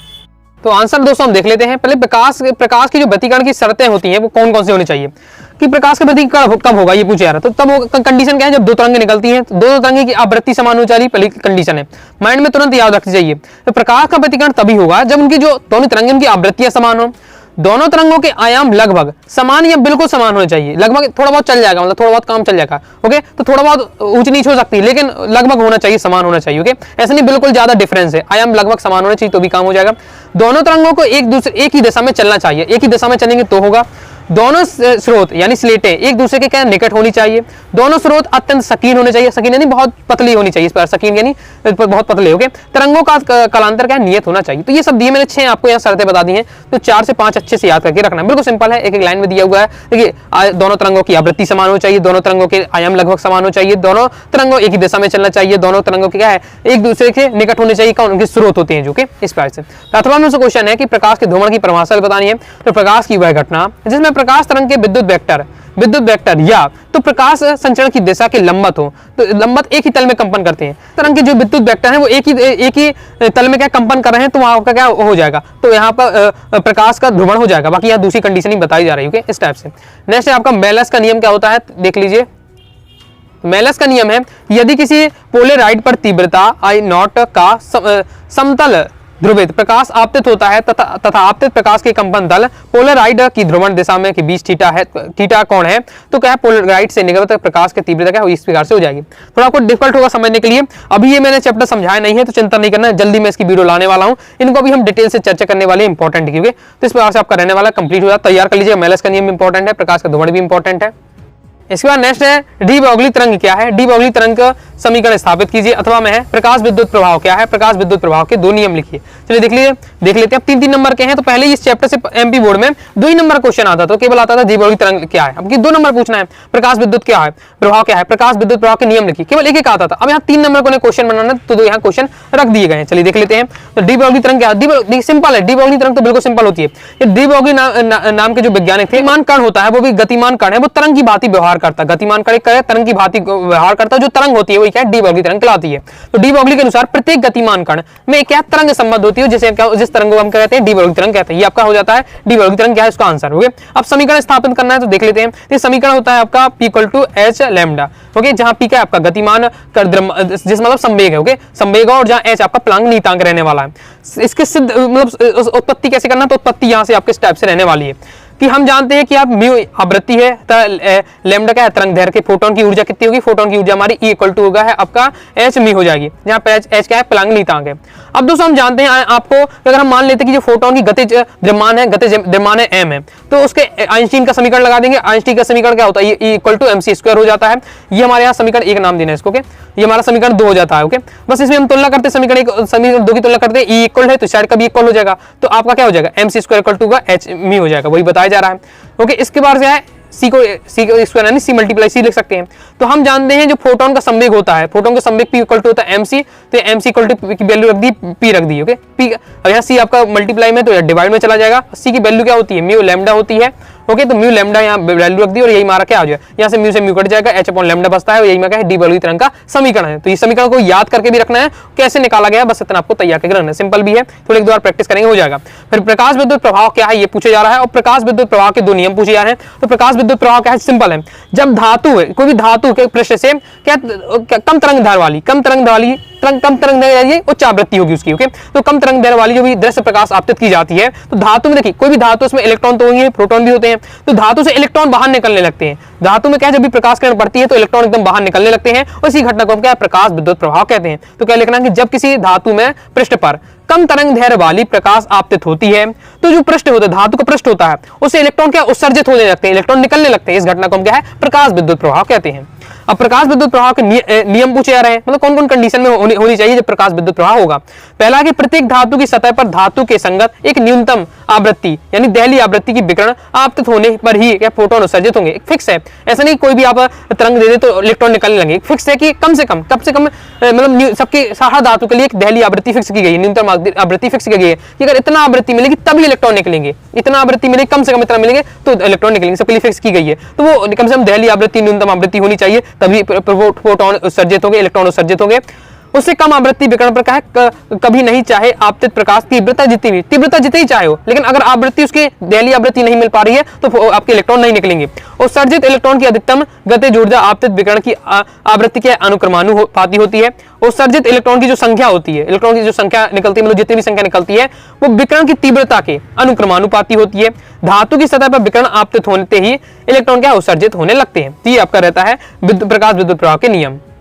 आगे देख लेते हैं। अब दोस्तों हम देखेंगे लॉन्ग 4 नंबर वाले क्वेश्चन आ जाते हैं, इनको भी समझ लेते हैं। जितने क्वेश्चन दिए एकदम सिलेक्टेड क्वेश्चन, बहुत ज्यादा महत्वपूर्ण रटे होने चाहिए। 2-3 क्वेश्चन बहुत हाई चांस है कि आ जाएंगे, ओके। आपके अगर क्वेश्चन इसमें 3-4 क्वेश्चन ही फंस जाते हैं, आपका काम हो जाएगा। तो याद रखना सभी सिलेक्टेड क्वेश्चन है, ओके। देख लेते हैं। अब 4 नंबर वाले देखें, पूरा सॉल्यूशन पीडीएफ अगर चाहिए है आपको, पूरा प्रॉपर प्रैक्टिस करना चाहते हैं तो आप क्या है 90 39 53 40 89 दिए व्हाट्सएप में मैसेज करके ले सकते हैं, ओके।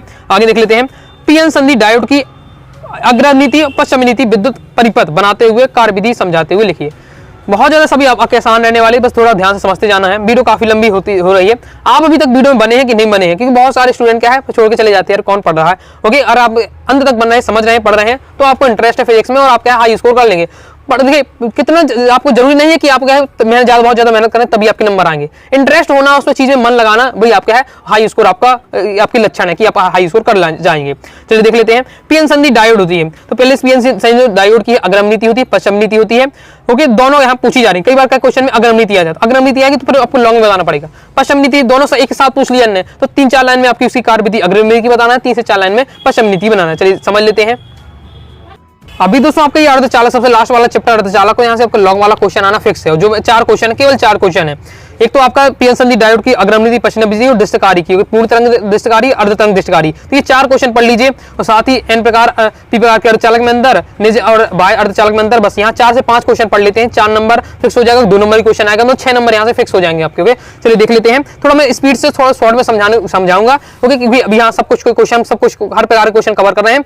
बाकी अभी अर्धचालक वाला पूरा लॉन्ग चैप्टर, पूरा मैंने डिटेल से आपके वीडियो आएगी इसकी, एक ही चैप्टर पूरे इस चैप्टर की, तो उसमें मैं आपको बहुत आराम से समझा दूंगा, ओके। अभी थोड़ा समझते जाइएगा, थोड़ा बहुत बनता है तो आपको समझ में आ जाएगा, समझने का प्रयास करिएगा, ओके। तो ये पीएन संधि पहले हम पता होना चाहिए पीएन संधि क्या होता है। सिंपल है, जब हम क्या है पीएन संधि यानी होता है जुड़ाव, संधि यानी होता है कि जुड़ाव, ओके। तो पी और एन, तो पी प्रकार के अर्धचालक एन प्रकार के अर्धचालक को हम एक प्रकार से जब जोड़ देते हैं, देखिए यहाँ पी प्रकार के अर्धचालक लिए गए, एन प्रकार के अर्धचालक को जब जोड़ देते हैं, ओके, संधि यानी होता है जुड़ाव करना, देखिए संधि कराना यानी मिलाप करना, ओके, जैसे इस राजा और इस राजा में क्या संधि, इतिहास में पढ़ते हैं हम, इस राजा की संधि लिखी, संधि यानी मिलाप होगा उनका। तो जब पी प्रकार के अर्धचालक एन प्रकार के अर्धचालक जुड़ जाते हैं तो हमारा जो भी बनता है वो हमारा क्या है, जो यहाँ बीच में होती है ये हमारी क्या कहलाती है, पी एन संधि कहलाती है। ओके, सिंपल है, लिखने का तरीका क्या होने वाली है, लेकिन पेपर में ये आपको नहीं बताना, अगर हो सकता है अगर पूछे जाए पीएन संधि क्या है, फिर आपसे पूछे जाए तो आगे क्वेश्चन, तो फिर आपको बताना पड़ेगा। अभी मैं आपको समझाने के लिए बता रहा हूं। तो जब एन प्रकार के अर्धचालक और पी प्रकार के अर्धचालक को एक विशेष विधि द्वारा अब मिश्रित कर दिया जाता है, मिश्रण कर दिया जाता है, मिला दिया जाता है, तो जिसमें आधा भाग पी का होता है और आधा भाग एन अर्धचालक का होता है। ओके, तो इसे हम क्या कहते हैं, पीएन संधि डायोड कहते हैं। ये आपका होता है पीएन संधि डायोड। आपको इसमें याद रखना है, मैं अभी आपको अंतर भी समझाया कि पी प्रकार के अर्धचालक होते हैं उसमें होलों की संख्या ज्यादा, होल बहुत ज्यादा होते हैं, होल बहुत ज्यादा इसमें होते हैं। ओके, और एन प्रकार के अर्धचालक में क्या है, इसमें पॉइंट क्या है, दर्शा रही पॉइंट स्टार बने वो इलेक्ट्रॉन है, तो इलेक्ट्रॉन बहुत ज्यादा होते हैं इस प्रकार से। और बीच की जो परत होती है, बीच में जो मिलाप होती है, बीच में जो गैप होता है इनका, ये अपक्षय परत कहलाती है और ये आपकी क्या है, पीएन संधि कहलाती है। ये आपका रहने वाला डायग्राम इस प्रकार से। अपक्षय परत क्या होती है कि संधि के दोनों ओर एक पतली परत होती है, संधि के दोनों ओर क्या एक पतली परत होती है, जिसमें ना तो होल है, देखिए इस साइड आपके होल है, पी साइड, इस साइड आपके अपने इलेक्ट्रॉन लेकर बैठा है, पी अपने होल लेकर बैठा है, लेकिन बीच का जो भाग है यहाँ कोई नहीं है, यहाँ कोई नहीं है। जब भी युद्ध होता है तो युद्ध के मैदान में बीच में थोड़ा सा गैप रहता है, यहाँ समझिए कौरवों की सेना खड़ी है, पांडवों की सेना खड़ी है, बीच में थोड़ा गैप रहता है, तो वही आपकी क्या अपक्षय परत बन जाती है। तो ये अपक्षय परत लिखने का क्या तरीका होता है, ये रहने वाला है। और बीच में जो विभव यहाँ उत्पन्न होता है वो क्या है, आपका रोधिका विभव कहलाता है, प्राचीर विभव कहलाता है। रोधिका विभव, प्राचीर विभव एक ही बात रहने वाला है। ये अब क्वेश्चन में भी जो पूछा, ये भी क्वेश्चन मैंने दिखाया, उसमें पीएन संधि के बारे में नहीं पूछा गया है, लेकिन फिर भी मैंने आपको क्या समझा दिया है। अगर क्योंकि कई बार क्वेश्चन पूछ लिया जाता है कि पीएन संधि डायोड क्या है, फिर पूछा जाता है अग्रम नीति और पश्चिम नीति बताओ। पहले हम देख लेते हैं पीएन संधि डायोड की अग्रम नीति। अग्रम नीति पश्चिम नीति के डायग्राम एक ही रहने वाला, बस थोड़ा सा बस एक चेंज करता है, एक पॉइंट बस का अंतर है। ओके, बस आपका पूरा सेम रहने वाला अग्रम नीति पश्चिम नीति। देखिए इसके कई सारे नाम है, अग्रम नीति का है, अग्रबायस का है। ओके, तो ये आपके नाम रहता है। चलिए देख लेते हैं, अग्रवायस भी कहा जाता है, पश्चिम बायस कहा जाता है, तो कंफ्यूजन नहीं होना आपको। पीएन संधि डायोड की अग्रम नीति देख लेते हैं। अग्रम नीति क्या होता है, देखिए ये तो पहले आपका है पीएन संधि डायोड, जो भी हमने मैं आगे सिखाया वही है, पूरा ये डायग्राम बनाया, बस इसके केवल इसमें क्या एक विद्युत परिपथ जोड़ दिया गया, विद्युत परिपथ जोड़ दिया, इसमें सेल जोड़ दिया गया है, एक आपकी कुंजी लगा दी गई, बस ये सिंपल रहने वाला। बाकी डायग्राम ये आपका रहने वाला है। ओके, यहाँ आपके पी में होल होते हैं बहुत ज्यादा, या इसमें होल यानी होल का मतलब होता है, होल यानी धन आवेश ज्यादा होता है, यहाँ आपका ऋण आवेश होता है, ये आपका ऋण आवेश होता है। ओके, क्योंकि इलेक्ट्रॉन है, इलेक्ट्रॉन कैसे होते हैं, ऋणात्मक होते हैं, होल कैसे धनात्मक होते हैं। तो यहाँ आपको 303 लाइन में समझा गया कि पीएन संधि डायोड की अग्रम नीति क्या है। तो जब पीएन संधि डायोड में जो पी क्षेत्र होता है, ये पी क्षेत्र है कि व्यक्ति के धन सिरा से जोड़ दिया जाता है। ओके, और जो आपका एन क्षेत्र होता है, एन क्षेत्र को ऋण सिरे से जोड़ दिया जाता है, तो हमें जो व्यक्ति से ऋण सिरे से जोड़ दिया जाता है, तो इस डायोड को हम क्या कहते हैं, अग्रम नीति कहते हैं। और पश्चिम नीति क्या होगा, पश्चिम नीति सिंपल है, पी वाले क्षेत्र को ऋण आवेश से जोड़ दिया जाता है। अब पी क्षेत्र में पूरा डिपेंड कर रहा है, पी क्षेत्र अगर धन से जोड़ दिया, एन से ऋण से जोड़ दिया तो अग्रम नीति, और पी वाले को अगर ऋण से जोड़ दिया तो फिर आपका, और एन को क्या धन से जोड़ दिया तो फिर आपकी क्या है, पश्चिम नीति हो जाएगी। बस इतना डिफरेंस है, जोड़ने में डिफरेंस है। पी को अगर धन से जोड़ रहे हैं, एन को ऋण से जोड़ रहे हैं तो आपकी अग्रम नीति, पी को अगर ऋण से जोड़ रहे हैं, एन को अगर धन से जोड़ रहे हैं तो आपका क्या हो जाएगा, पश्चिम नीति हो जाएगा। बस यहाँ सिंपल है, यहाँ इसको ये चिन्ह अगर बदल देंगे ना तो यही डायग्राम आपका पश्चिम नीति कहलाएगा। ये हो जाता है। कार्य विधि क्या रहने वाली, थोड़ा सा समझ लेते हैं।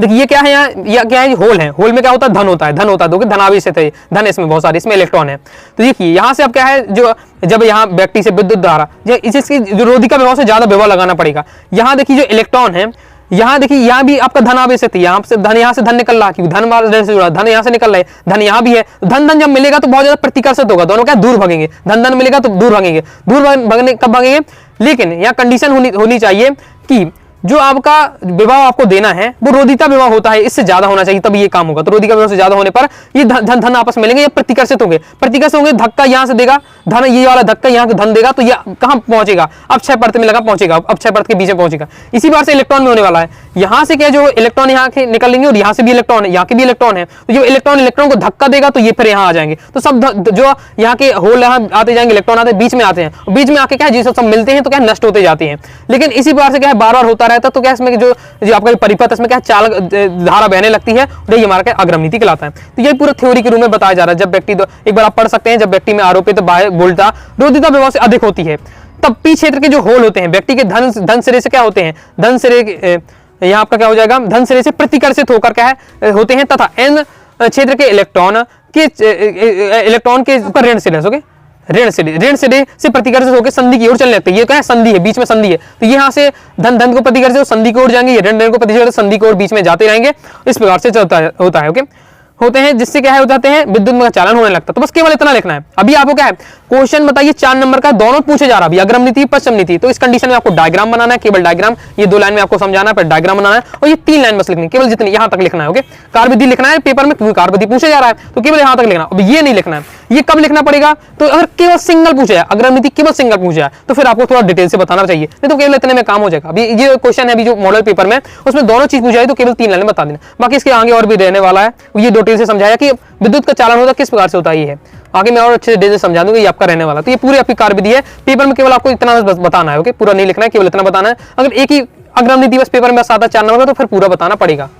अब पश्चिम नीति की हम बात कर लेते हैं तो पश्चिम नीति के वही सेम रहने वाला है, बस कि जब पीएन संधि डायोड में जो पी क्षेत्र होता है अगर धन से जोड़ देते हैं और एन क्षेत्र को अगर हम ऋण से जोड़ देते हैं, ओके, पी क्षेत्र को ऋण से और आपको एन क्षेत्र को धन से जोड़ देते हैं तो आपका बन जाता है कौन सा पश्चिम नीति। जबकि अग्रम नीति में क्या किया था, पी क्षेत्र को हमने क्या धन से जोड़ा, तो बस इतना सा जोड़ने में डिफरेंस है, ऋण और धन से जोड़ जिसको जोड़ दिया, पी को अगर क्या धन से जोड़ दिया जाए अग्रम नीति, पी को अगर ऋण से जोड़ दिया जाए पश्चिम नीति, बस इतना सा डिफरेंट है। वही लैंग्वेज रहने वाली, वही सब रहने वाला है। बस इसमें अब क्या रहता है, इसमें क्या देखिए इसमें इस वाले में धारा नहीं बहती है ना के बराबर बहती है, इसमें धारा नहीं बहती। क्यों, रीजन क्या है, देखिए यहाँ आपके क्या है होल है, धन चिन्ह है, यहाँ ऋण चिन्ह है। भैया ये धन और ऋण में ये अलग अलग है, अलग अलग आवेश है तो इसमें क्या दोस्ती बहुत ज्यादा होती है। धन यहाँ से अपने आ रहा है, यहाँ से ऋण आ रहा है, धन और ऋण की दोस्ती अलग अलग जाति में बहुत ज्यादा क्या आकर्षण होता है, अलग अलग जाति में आकर्षण होता है। ये दोनों क्या है बहुत ज्यादा मिल जाएंगे, सब यहाँ के बढ़ेंगे, संधि की ओर नहीं जाएंगे। धारा कब प्रवाहित होती है, जब संधि की ओर बहे। यहाँ तो ये क्या है इस साइड से आपके बहने लगेंगे, यहाँ से बहने लगेंगे, संधि से दूर भागेंगे। सेम यहाँ भी ये ऋण आएगा लेकिन यहाँ से क्या जाएगा, यहाँ से धन जाएगा, ऋण यहाँ धन में मिलेंगे तो ये आपस में यहाँ मिलने लगे, ये आपस में मिलने लगे। भाई संधि की ओर तो कोई जाएगा नहीं, जब संधि की ओर कोई जाएगा नहीं या नहीं होल जाएंगे नहीं इलेक्ट्रॉन जाएंगे, तो जब संधि की ओर नहीं जाते हैं तो क्या है इस परिपथ में यानी पीएन संधि की डायोड की पश्चिम नीति में धारा नहीं बहती है।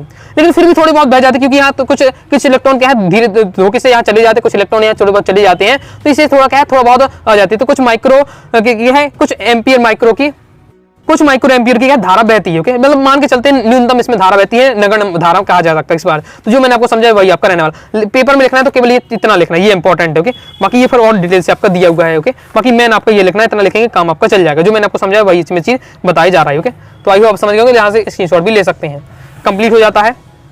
बाकी दोस्तों प्रॉपर तैयारी करना है, पूरा नोट्स चाहते हैं मेरे। ओके, 90 39 53 40 79 दी के व्हाट्सएप मैसेज करिए। ऑल चैप्टर तो पहले आपको हैंड से नोट्स मिलेंगे, ऑल चैप्टर इंपॉर्टेंट क्वेश्चन अलग से रहेंगे, टाइप करके पूरा तैयार किया है। All chapter objective question answer मिलेंगे पूरा एमपी बोर्ड के अकॉर्डिंग, साथ ही इसमें प्रीवियस ईयर पेपर के क्वेश्चन कवर किए गए हैं। ओके, मॉडल पेपर दिया जाएगा, एक मॉडल में कई सारे आपको मॉडल पेपर दिए जाएंगे मेरी तरफ से भी, जिससे आप क्या प्रैक्टिस कर सके और उनमें से आपका पेपर में भी आपको बोर्ड एग्जाम में क्वेश्चन आपको देखने को मिल जाएंगे। इसलिए कोर्स को ज्वाइन करके जरूर कीजिएगा।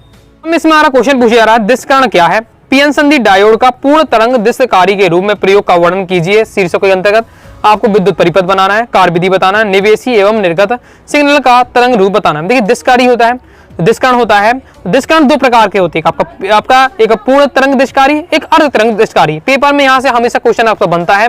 ओके, तो एक आता है आपका पूर्ण तरंग दिशकारी, यहाँ से पूछ लिया जाए, या अर्ध तरंग दिशकारी पूछ लिया जाए। तो यहाँ पे पूर्ण तरंग दिशकारी पूछा जा रहा है, चलिए समझ लेते हैं। तो यहाँ पहले दिशकर्ण या दिशकारी की बात करते हैं तो क्या होता है कि वे युक्तियां जो क्या प्रत्यावर्ती धारा को दिश धारा में बदलती हैं, प्रत्यावर्ती धारा को दिश धारा में बदले दिशकारी कहलाते हैं। 2 प्रकार के, अर्ध तरंग दिशकारी, पूर्ण तरंग दिशकारी, ये आपका होता है। ओके, ये आपका अर्ध तरंग दिशकारी किस प्रकार से आपका रहने वाला विद्युत परिपथ है, जिसमें क्या होता है मैं थोड़ा शॉर्ट में आपको बस बता देता हूँ, फिर अपन पूर्ण तरंग दिशकारी देख लेंगे। तो इसमें होता है कि आपकी जो आपकी प्राथमिक कुंडली होती है, ट्रांसफार्मर पढ़ा होगा मैंने समझाया था उसमें प्राथमिक कुंडली होती है। इसमें क्या है निवेशी प्रत्यावर्ती वोल्टेज देते हैं, और यहाँ द्वितीय कुंडली होती है, इसमें क्या एक संधि डायोड लगा दिया जाता है और यहाँ से क्या है एक लोड प्रतिरोध आरएल लगाया जाता है, जिससे में क्या है यहाँ से हम धारा देते हैं, यहाँ से में क्या निर्गत वोल्टेज प्राप्त होता है, और यहाँ एक पीएन संधि डायोड लगा दी है। अब इसमें क्या होता है इसको हम थोड़ा समझ लेते हैं। तो इसमें क्या होता है, प्रथम जो चक्र स्टार्ट हुआ, पहले चक्र में क्या होता है, यहाँ आपके जो पीएन संधि में पी के जो एरिया होता है यहाँ आपका धनात्मक होता है। जब धन आपको मिलेगा, धन जैसे ही आपको मिलता है पीएन संधि डायोड में, तो ये आपका अग्रनीति के रूप में कार्य करने लगता है। अग्र अवनीति के रूप में कार्य करने से यहाँ क्या है धारा बहती है, धारा यहाँ बहने लगती है। ओके, तो यहाँ इस प्रकार से जब ए आपका क्या है धनात्मक हो तो क्या है आपका जो पीएन संधि जो डायोड है वो अवनीति होगा, अग्र अवनीति में धारा बहती है, मतलब हमें क्या है यहाँ से जो धारा मिलने वाली है ये होगा। दूसरे का कंडीशन बात करते हैं तो जब हमारा ए ऋणात्मक हो जाता है, बी धनात्मक हो जाता है, जब ये वाला धनात्मक हो जाता है। ओके, तो अब जब यहाँ ऋणात्मक होता है तो पीएन संधि के साथ क्या है ऋणात्मक है, तो ऋणात्मक ये क्या है पश्चिम नीति की काम करेगा। पीएन संधि जब आपको ऋणात्मक मिलता है पीएन संधि को, तो ये ऋणात्मक आपको पश्चिम नीति के रूप में कार्य करता है। पश्चिम अवनीति की कंडीशन में क्या धारा नहीं बहती, तो यहाँ से धारा नहीं निकलेगी, धारा नहीं निकलने के कारण यहाँ की धारा प्राप्त नहीं होगी। फिर ये कंडीशन क्या स्टार्ट चलती रहती है, पहली बार मिलेगी धारा, क्योंकि जब धनात्मक होगा तो मिलेगा, ऋणात्मक होगा नहीं मिलेगा, फिर धनात्मक होगा तो मिलेगा, इस प्रकार से होगी। तो ये आपका रहने वाला सेम वही चीज बताएगी, थोड़ा आपको बनावट लिखा है। संरचना तो वैसे नहीं आती पेपर में, कार्य विधि आती है। अगर कार्य विधि देखना है मैं दिखा देता हूँ। ये आपकी अर्ध अवनीति की रहने वाली इस प्रकार से। फिर हमसे क्या पूछा जाता है, सिग्नल किस प्रकार से रहने वाले, इसकी तरंग किस प्रकार से। देखिए निवेशिका तो सिंपल जब देते प्रत्यावर्ती धारा इस टाइप से आपका रहता है, लेकिन जो प्राप्त होता है, प्राप्त कैसे होता है, पहले में मिलता है, दूसरे चक्र में कुछ नहीं मिलता, फिर तीसरे मिलता है, चौथे में कुछ नहीं मिलेगा, चौथे पांच मिलेगा, इस टाइप से रहता है। तो इस टाइप से आपका रहने वाला है कि जब आपका जो पीएन संधि डायोड उसमें धनात्मक मिलता है तो वो आपका क्या है, वो निर्गत देता है, लेकिन जब ऋणात्मक के रूप में काम करता है, पश्चिमनीति के रूप में काम करता है, उसमें धारा नहीं मिलती है, तो इस टाइप से रहने वाला। ओके, मैंने थोड़ा शॉर्ट में समझाया, आगे मैं आपको पूरे चैप्टर डिटेल समझाऊंगा, एक एक लाइन में आपको समझा दूंगा। इसी के साथ अगर हम पूर्ण तरंग विस्तार की बात करें, क्वेश्चन तो आपका इसी प्रकार से रहने वाला है। विद्युत परिपथ ये आपका रहने वाला। पूर्ण तरंग विस्तारी में क्या होता है कि दोनों साइड ऊपर नीचे क्या है, डायोड लग जाता है। अभी हमने क्या है, अर्ध तरंग विस्तारी में देखा एक ही डायोड था, लेकिन अब पूर्ण तरंग विस्तारी में दोनों साइड क्या है, आपके डायोड लग जाते हैं। ओके, साथ ही जो इसमें इस टाइप से डायग्राम होता है, निर्गत जो वोल्टेज प्राप्त होगा बिल्कुल बीचों के बीच यहाँ प्राप्त किया जाता है, इस टाइप से हो जाता है।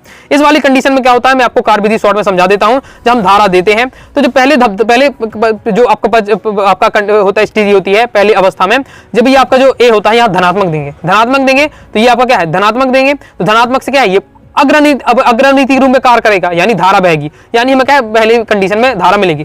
दूसरे स्थिति से बात करें, दूसरी कंडीशन में ए आपका ऋणात्मक हो जाएगा, बी आपका धनात्मक हो जाएगा। बी धनात्मक होगा तो अब बी धनात्मक होगा तो ये आपका किस रूप में कार्य करेगा, ये आपका जो D2 है यानी दूसरा डायोड है, ये दोस्तों आपका अग्रनीति होगा, यहां से धारा निकलेगी।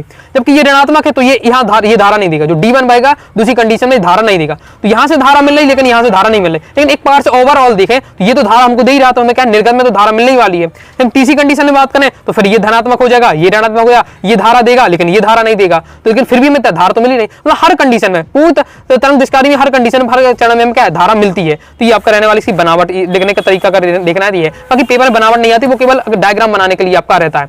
हाँ, लेकिन कार्य विधि आती है, कार्य विधि आपको लिखना पड़ेगा। जो मैंने समझाया सेम आपको वही आपका दिया हुआ है। ओके, थ्योरी में इसलिए आपको समझ लीजिए, फिर अपनी लैंग्वेज लिख सकते हैं, आपको रटना नहीं है। अगर इसके सिग्नल भी पूछा जाता है तो क्वेश्चन में देखा सिग्नल बताइए इसका तरंग किस प्रकार से बनेगा, तो ये आपका निवेशिका तो इस प्रकार से रहने वाला की प्रत्यावर्ती धारा है। लेकिन अब निर्गत का क्या है, हर चरण में हर अवस्था में क्या है, धारा मिल रही है। जबकि अर्ध तरंगदारी में क्या है, एक साइड मिलती दोबारा नहीं मिलती, दोबारा मिलती में चौथा नहीं मिलती, इस टाइप से। जबकि इसमें हर कंडीशन में मिल रही है, हम किस तरह से रहने वाला है। तो आई होप आप समझ गए होंगे।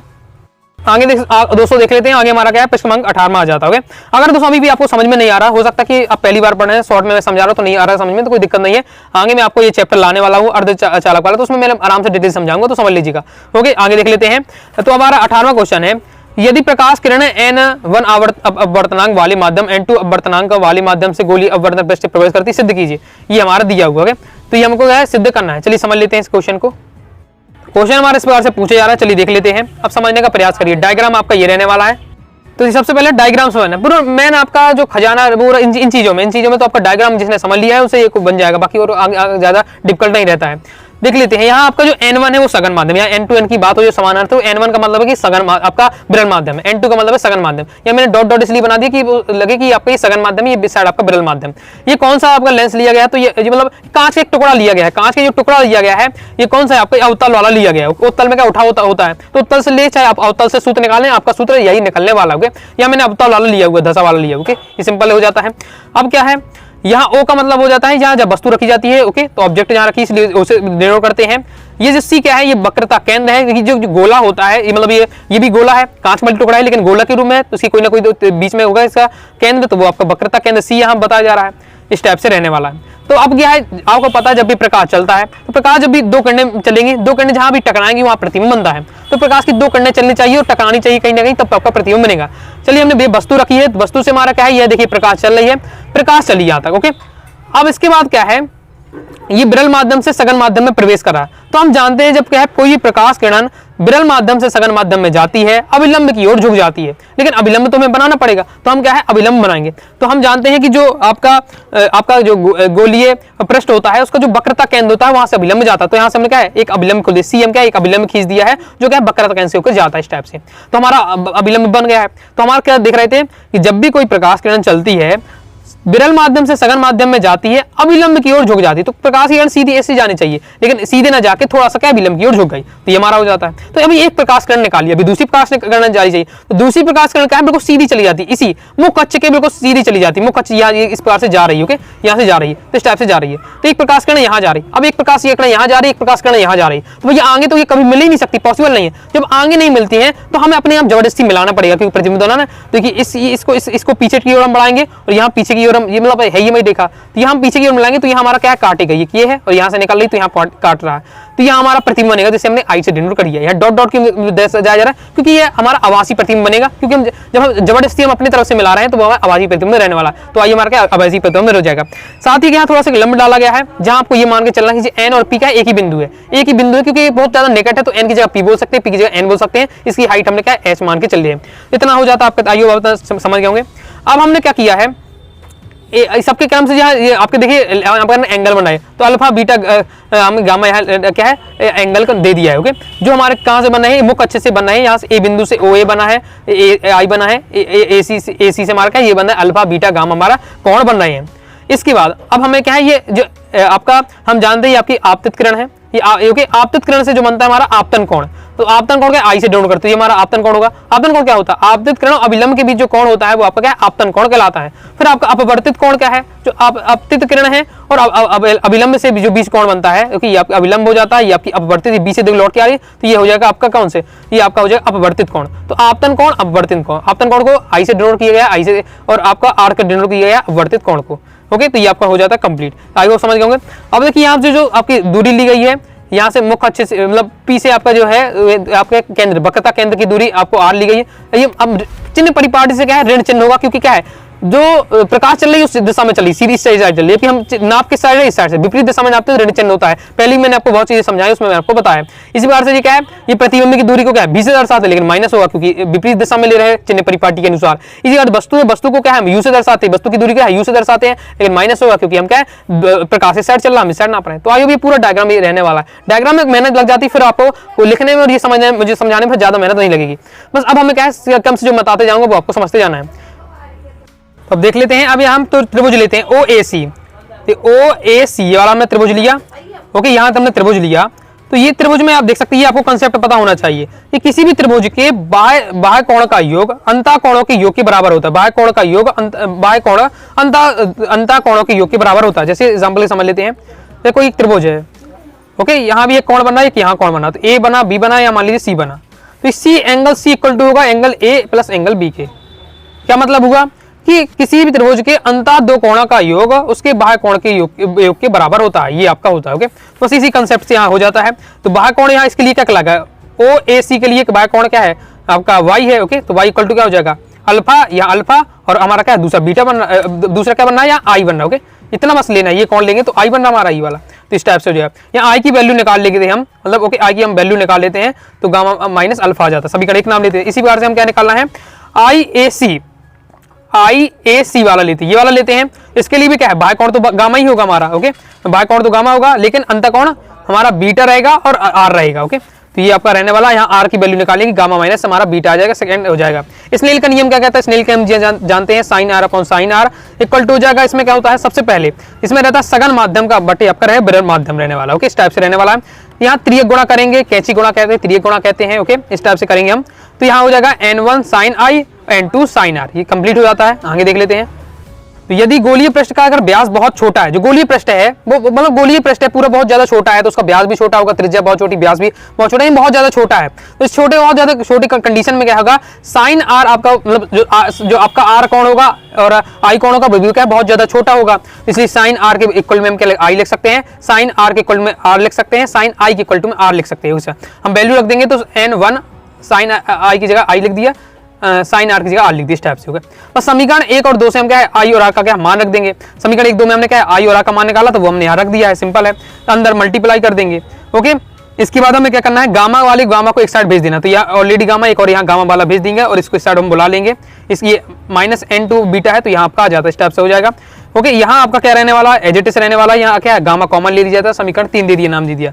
अभी हमने क्या माना कि गोलीय पृष्ठ बहुत ज्यादा ब्याज छोटा है, यानी बहुत ज्यादा छोटा है। अल्फा बीटा गामा जो कोण भी होंगे वो भी बहुत ज्यादा छोटे होंगे। जिस प्रकार से आई और आर कोण छोटे होंगे, इसी प्रकार से अल्फा बीटा गामा भी छोटे होंगे। तो इसलिए हम अल्फा की जगह tan अल्फा लिख सकते हैं, बीटा की जगह tan बीटा होता है। त्रिकोणमिति में इसे पढ़ा है, जब बहुत ज्यादा हम सूक्ष्म मान लेते हैं तो अल्फा जो कोण होता है वो tan अल्फा के बराबर होता है, थीटा है तो tan थीटा के बराबर होगा, इस प्रकार से। तो alpha tan alpha, beta tan beta हो जाएगा, गामा tan गामा हो जाएगा, इस प्रकार से। अब यहाँ tan की वैल्यू निकालेंगे, त्रिकोणमिति के अनुसार फॉलो करना है, देख लेते हैं।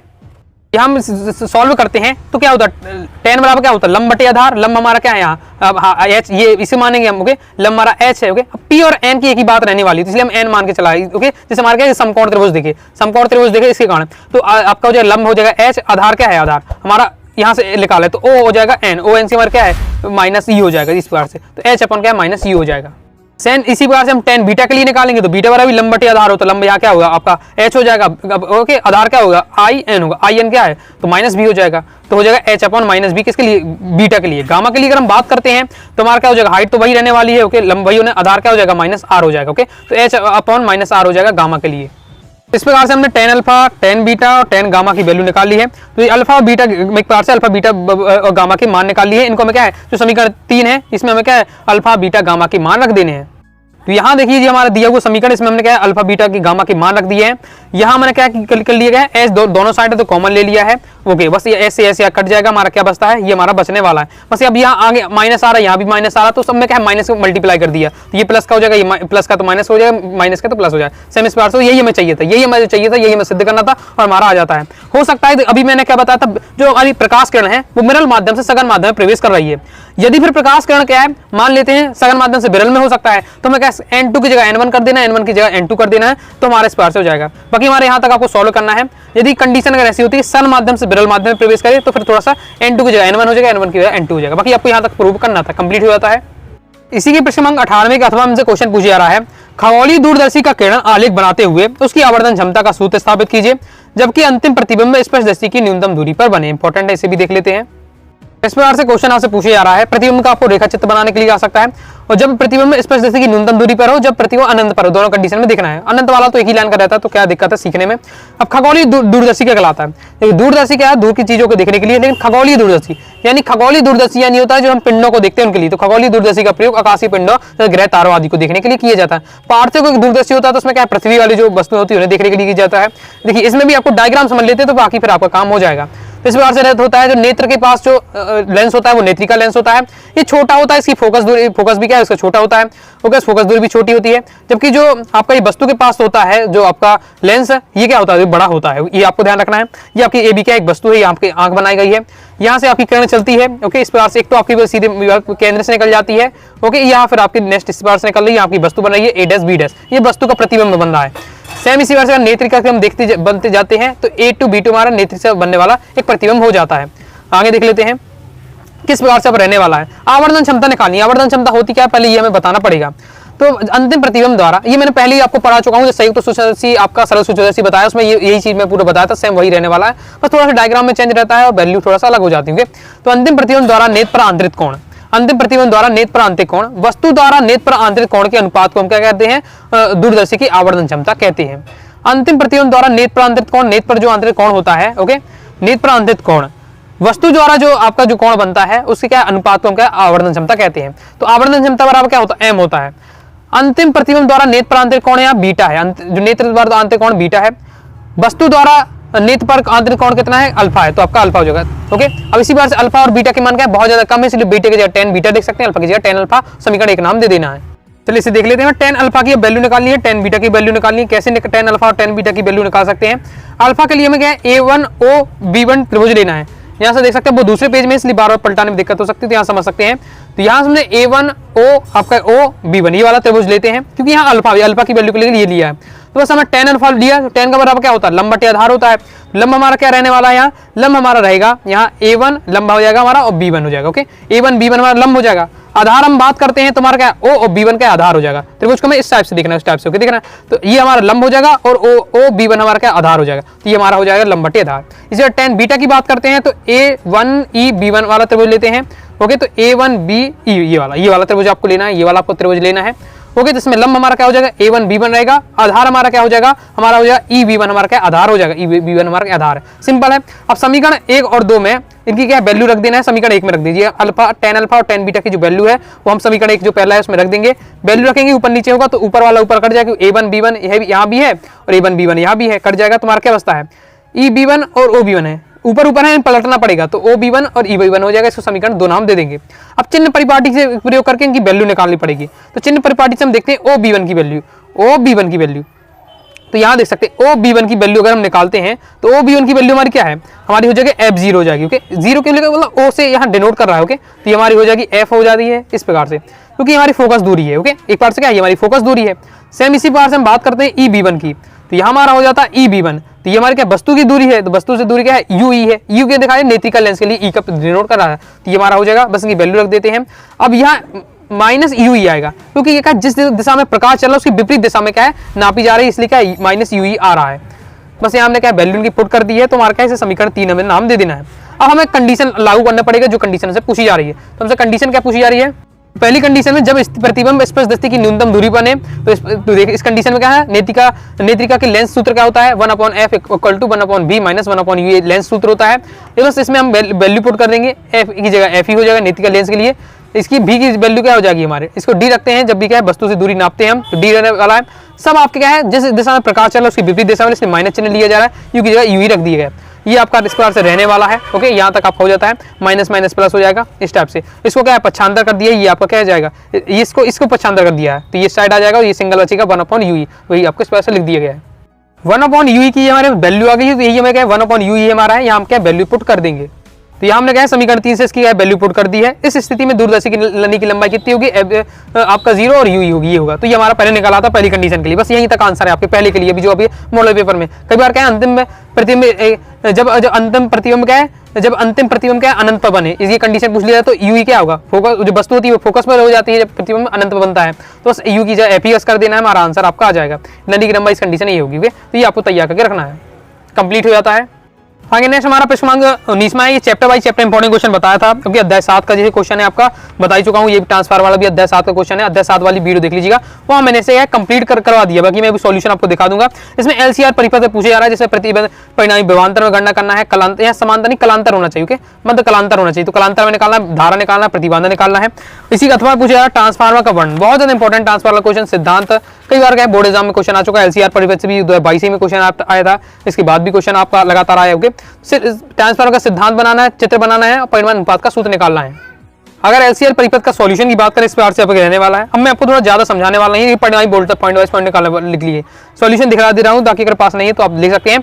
एक बार समझ लीजिएगा, पूरा डिटेल से समझना चाहते हैं अच्छे से, चैप्टर वाइज चैप्टर इंपॉर्टेंट मैंने आपको समझाया। एक बार प्रत्यावर्ती धारा वाला जो चैप्टर है अध्याय 7 उसमें मैंने इस क्वेश्चन को एक्सप्लेनेशन किया है, बहुत ज्यादा इंपॉर्टेंट है। प्रीवियस ईयर में ये MP बोर्ड में कई बार आ चुका है। ये आपका परिणामी बोलता यहाँ निकाली गई है। इसके बाद ये लेने वाली होगी। लॉन्ग वाले क्वेश्चन को पूरा आपको अच्छे से समझना पड़ेगा, बार बार लिखना पड़ेगा, प्रैक्टिस करनी पड़ेगी, तब आपसे बनने वाले हैं। ओके, आप सोचे एक बार पढ़ लिया हो जाए तो नहीं, सवाल नहीं, लगातार लिखना पड़ेगा। ओके, ये आपका हो जाता है। अभी हमने बोलता बस देखिए, अभी परिपथ की प्रतिबाधा निकालनी, तो परिपथ की ये प्रतिबाधा निकल आ जाती है। फिर वोल्टेज और वोल्टेज जो धारा के मध्य क्या है कलांतर से पूछे आ रहा है। ओके, तो यहाँ पर जो मॉडल पेपर में गलत लिखा है, समांतर नहीं होता है कलांतर होता है। ओके, तो यहाँ आपका वोल्टेज और धारा के मध्य क्या है कलांतर नहीं पूछा जाता, तो कलांतर आपका दिया हुआ है, तो ये आपका कलांतर निकाला गया है। इसी वजह से पॉइंट वाइज पॉइंट आपको क्वेश्चन पूछे जाता है, पॉइंट वाइज पॉइंट आपको चीजें निकाल के दिखानी पड़ेगी। कंप्लीट हो जाता है। फिर ट्रांसफार्मर वाला क्वेश्चन है, ट्रांसफार्मर क्या होता है, ट्रांसफार्मर के प्रकार, आपको डायग्राम इस प्रकार से बनाना है। आपको अपचाई ट्रांसफर उच्चाई ट्रांसफर, ये आपका डायग्राम रहने वाला है, देख लीजिए आप। बाकी पूरा नोट्स ले लीजिएगा आप, क्या है कोड ज्वाइन करके। ओके, 90 39 53 इस दिए व्हाट्सएप में मैसेज करिएगा, पूरा कोर्स ले लीजिएगा, सब कुछ मटेरियल मिल जाएगा, फिर दिक्कत नहीं होगी, पढ़ने में दिक्कत नहीं होगी आपको। ओके, ये आपका हो जाता है। आगे देख लेते हैं। ये आपकी कार्य विधि रहने वाली है, सिद्धांत रहने वाला है, लेकिन क्वेश्चन पेपर में जितना पूछा है वही आपको लिखना। मैंने तो नोट्स से तो सब कुछ बताया कार्य विधि सिद्धांत भी, लेकिन जो पूछा जाए डायग्राम सिद्धांत पूछा, डायग्राम सिद्धांत बताइए इस प्रकार से। ओके, जो आपसे पूछा जाए केवल आपको वही बताना है। जैसे यहाँ क्या पूछा जा रहा है कि आपको सिद्धांत बताना, तो सिद्धांत वाला टॉपिक लिखना है। नामांकित चित्र आपको मैंने दिखाई दिया है और परिमाण अनुपात का सूत्र, यानी कार्य विधि नहीं पूछी जा रही है, कार्य विधि को आपको स्किप कर देना है। ये आपका सिद्धांत इस प्रकार से रहने वाला है पूरा, इसकी स्क्रीनशॉट ले सकते हैं। बाकी समझना चाहते हैं प्रत्यावर्ती धारा वाली इंपॉर्टेंट क्वेश्चन वीडियो में जाइए, वहां समझ लीजिएगा। ओके, 12th फिजिक्स 2025 के नाम से प्लेलिस्ट है, तो जाकर देखिएगा, चैप्टर वाइज चैप्टर इंपॉर्टेंट मिल जाएंगे। ये हमारे यहाँ का कंप्लीट हो जाता है, परिमाण अनुपात का सूत्र निकाला गया है। इसके बाद प्रश्न 20वां है, लास्ट हमारा, विद्युत द्विध्रुव के कारण अच्छी स्थिति में किसी बिंदु पर विद्युत क्षेत्र की तीव्रता का स्थापित कीजिए। ओके, प्रीवियस में कई बार ये क्वेश्चन ये भी आ चुका है, एमपी बोर्ड एग्जाम 22 में क्वेश्चन आया था ये वाला। ओके, समांतर प्लेट संधारित्र की धारिता हेतु व्यंजन स्थापित कीजिए। धारिता कौन कौन सी कारक प्रभावित करते हैं, ये भी क्वेश्चन बता चुका हूँ। ये आपका अध्याय 1 का क्वेश्चन है और ये आपका अध्याय 2 का क्वेश्चन। ओके, ये भी मैंने आपको अध्याय 1 अध्याय 2 वाले में इंपोर्टेंट बताया है, तो वहां से आप जाकर देख लीजिएगा। बाकी मैंने वीडियो में कहा था कि पहले ही कि आपको मैं सभी का सॉल्यूशन बताऊंगा, दिखाऊंगा, इसलिए आप देख लीजिए। ये आपका अच्छी स्थिति वाले बताया गया है, फिर यहाँ से स्टार्ट हो जाता है। ओके, बहुत ज्यादा इंपॉर्टेंट क्वेश्चन है, थोड़ा बड़े बड़े रहते हैं, 4 नंबर के रहते हैं क्वेश्चन, तो आपको लॉन्ग रहना चाहिए पूरा। आपको डेरिवेशन बहुत ज्यादा प्रैक्टिस पर डिपेंड करता है कि एक दिन की मेहनत में आपका काम नहीं हो, लगातार आपको प्रतिदिन इनके लिए मेहनत करनी पड़ेगी, डेली आपको इनको समझना पड़ेगा, क्योंकि प्रैक्टिस करनी पड़ेगी, तब आपको होगा। आप सोचे एक बार में हो जाए तो काम नहीं होने वाला। 2 नंबर का कल ज्यादा 2-3 नंबर के क्वेश्चन होते हैं, उनमें आप 2-3 और पढ़ेंगे, काम हो जाएगा। ओके, 3 नंबर वाले ये आपके जो 4 नंबर वाले क्वेश्चन होते हैं, 3-3 4-4 पेज के डेरिवेशन होते हैं, समझने और समझ कर आपको तैयार करना चाहिए। क्योंकि इतना बड़ा है तो आप ऐसे एक लाइन तो रट नहीं सकते हैं पूरे पूरे। ओके, समझना पूरा भी नहीं पड़ता है, कुछ पॉइंट तो समझना पड़ता है। ओके, जैसे अभी खगोली वाला मैंने बताया, सही तो सोचना चाहिए, और डायग्राम समझ लेते हैं, फिर अपने आप थोड़ा समझ लीजिए कौन कौन त्रिभुज लेना है, किस कंडीशन में लेना है, फिर आप क्या है उसको सॉल्व कर सकते हैं। फिर पूरा आपकी मैथमेटिक्स होती है, गणित होती है पूरी। तो ये आपका इस प्रकार से दिया हुआ सॉल्यूशन, इसके आगे आपका ये सॉल्यूशन रहने वाला और इस प्रकार से कंप्लीट हो जाता है। समझना चाहते हैं अध्याय 1 वाली इंपॉर्टेंट क्वेश्चन वाली वीडियो देख लीजिएगा, आपको पूरा सॉल्यूशन इसमें बताया है, समझाया है। आगे इसी के अथवा में पूछा जा रहा है संधारित्र, समांतर प्लेट संधारित्र का हमको व्यंजक बताना है। संधारित्र बताया, समांतर प्लेट संधारित्र, ये आपका डायग्राम रहने वाला है, तो इसे आप देख लीजिएगा और अच्छे से तैयार कर लीजिएगा। पेपर में आपको इतना पूरा थ्योरी नहीं लिखनी है, कुछ आपका है पॉइंट इसमें गायब कर सकते हैं, थ्योरी में आप हटा सकते हो। मैथ में तो आप पॉइंट आप स्किप नहीं कर सकते, लेकिन आप थ्योरी में स्किप कर सकते हैं, जो आपको लिखना चाहिए वो मैं आपको आंसर यहाँ से आपका होने चला, थ्योरी से यहाँ से थोड़ा हटा सकते हैं। ओके, आगे देख लेते हैं। बाकी ये अध्याय 2 का आपका क्वेश्चन है। ओके, तो उसमें अध्याय 2 वाली वीडियो मैंने पूरा समझाया है। ओके, तो इसे अच्छे से समझ लीजिएगा। ये तो आपका देखिए छोटा ही रहता है, बस आपको वहां से थोड़ा आप लाइन कम कर देंगे थ्योरी वाले, तो आपका क्वेश्चन आपका 4 नंबर के हिसाब से हो जाएगा। डायग्राम भी आप बना सकते हैं। तो इस प्रकार से हमारा क्या है कंप्लीट हो जाता है। ये हमारा क्या है संधारित्र का, समांतर प्लेट संधारित्र का व्यंजक कंप्लीट हो जाता है। तो इस प्रकार से दोस्तों मैंने आपको कक्षा 12वीं भौतिक शास्त्र का जो एमपी बोर्ड का मॉडल पेपर 2025 का कंप्लीट सॉल्यूशन बताया। वीडियो कैसी लगी है, मेहनत कैसी लगी है, मेहनत पसंद आई तो तभी लाइक करिएगा। आपको क्वेश्चन समझ में आया है, मेहनत पसंद आई तभी आपको वीडियो लाइक करना है। बाकी पूरा सॉल्यूशन पीडीएफ के रूप में चाहते हैं ताकि आप क्या है दोबारा प्रैक्टिस कर सकें, तो आप क्या है 90 39 53 44 79 दिए व्हाट्सएप कर सकते हैं। फीस इसकी क्या है 29 रुपए रखी गई है। ओके, ताकि क्या है मेहनत निकला है, जो मेहनत करते हैं टीचर वगैरह टाइप करने में, तो उनकी मेहनत निकला इसलिए रखी गई। ओके, तो आप ऐसे भी नॉर्मल 2-3 समोसे खाते होंगे तो आपका उतना चला जाता होगा। बाकी फिर भी अगर पूरा ऑल चैप्टर नोट चाहिए, ऑल चैप्टर इंपॉर्टेंट क्वेश्चन चाहिए, कंप्लीट मतलब पूरी तैयारी करना चाहते हैं, तो फिर आप क्या है पूरा फिजिक्स का कोर्स ज्वाइन कर सकते हैं। एमपी बोर्ड एग्जाम 2025 के लिए जो तैयार किया है 90 39 53 44 79 दिए व्हाट्सएप में मैसेज करके आप क्या एक बार पूछ सकते हैं, जानकारी ले सकते हैं। ओके, तो क्या आपका कोर्स में रहने वाला, कैसे रहने वाला है, फिर आप क्या है प्रॉपर तैयारी के लिए कोर्स ज्वाइन कर सकते हैं। बाकी आपको दोस्तों वीडियो पसंद आए तो वीडियो को लाइक करके जरूर, सब्सक्राइब करके जरूर रखिएगा। दोस्तों कोई भी दोस्तों आपको डाउट आता है तो कमेंट बॉक्स में आप दोस्तों जरूर पूछ लीजिएगा। साथ ही दोस्तों टेलीग्राम चैनल, व्हाट्सएप चैनल को ज्वाइन कर लीजिएगा। कोई दोस्तों डाउट आता है कमेंट बॉक्स में आप जरूर पूछिएगा। मिलते हैं नेक्स्ट वीडियो में, तब तक के लिए बाय बाय।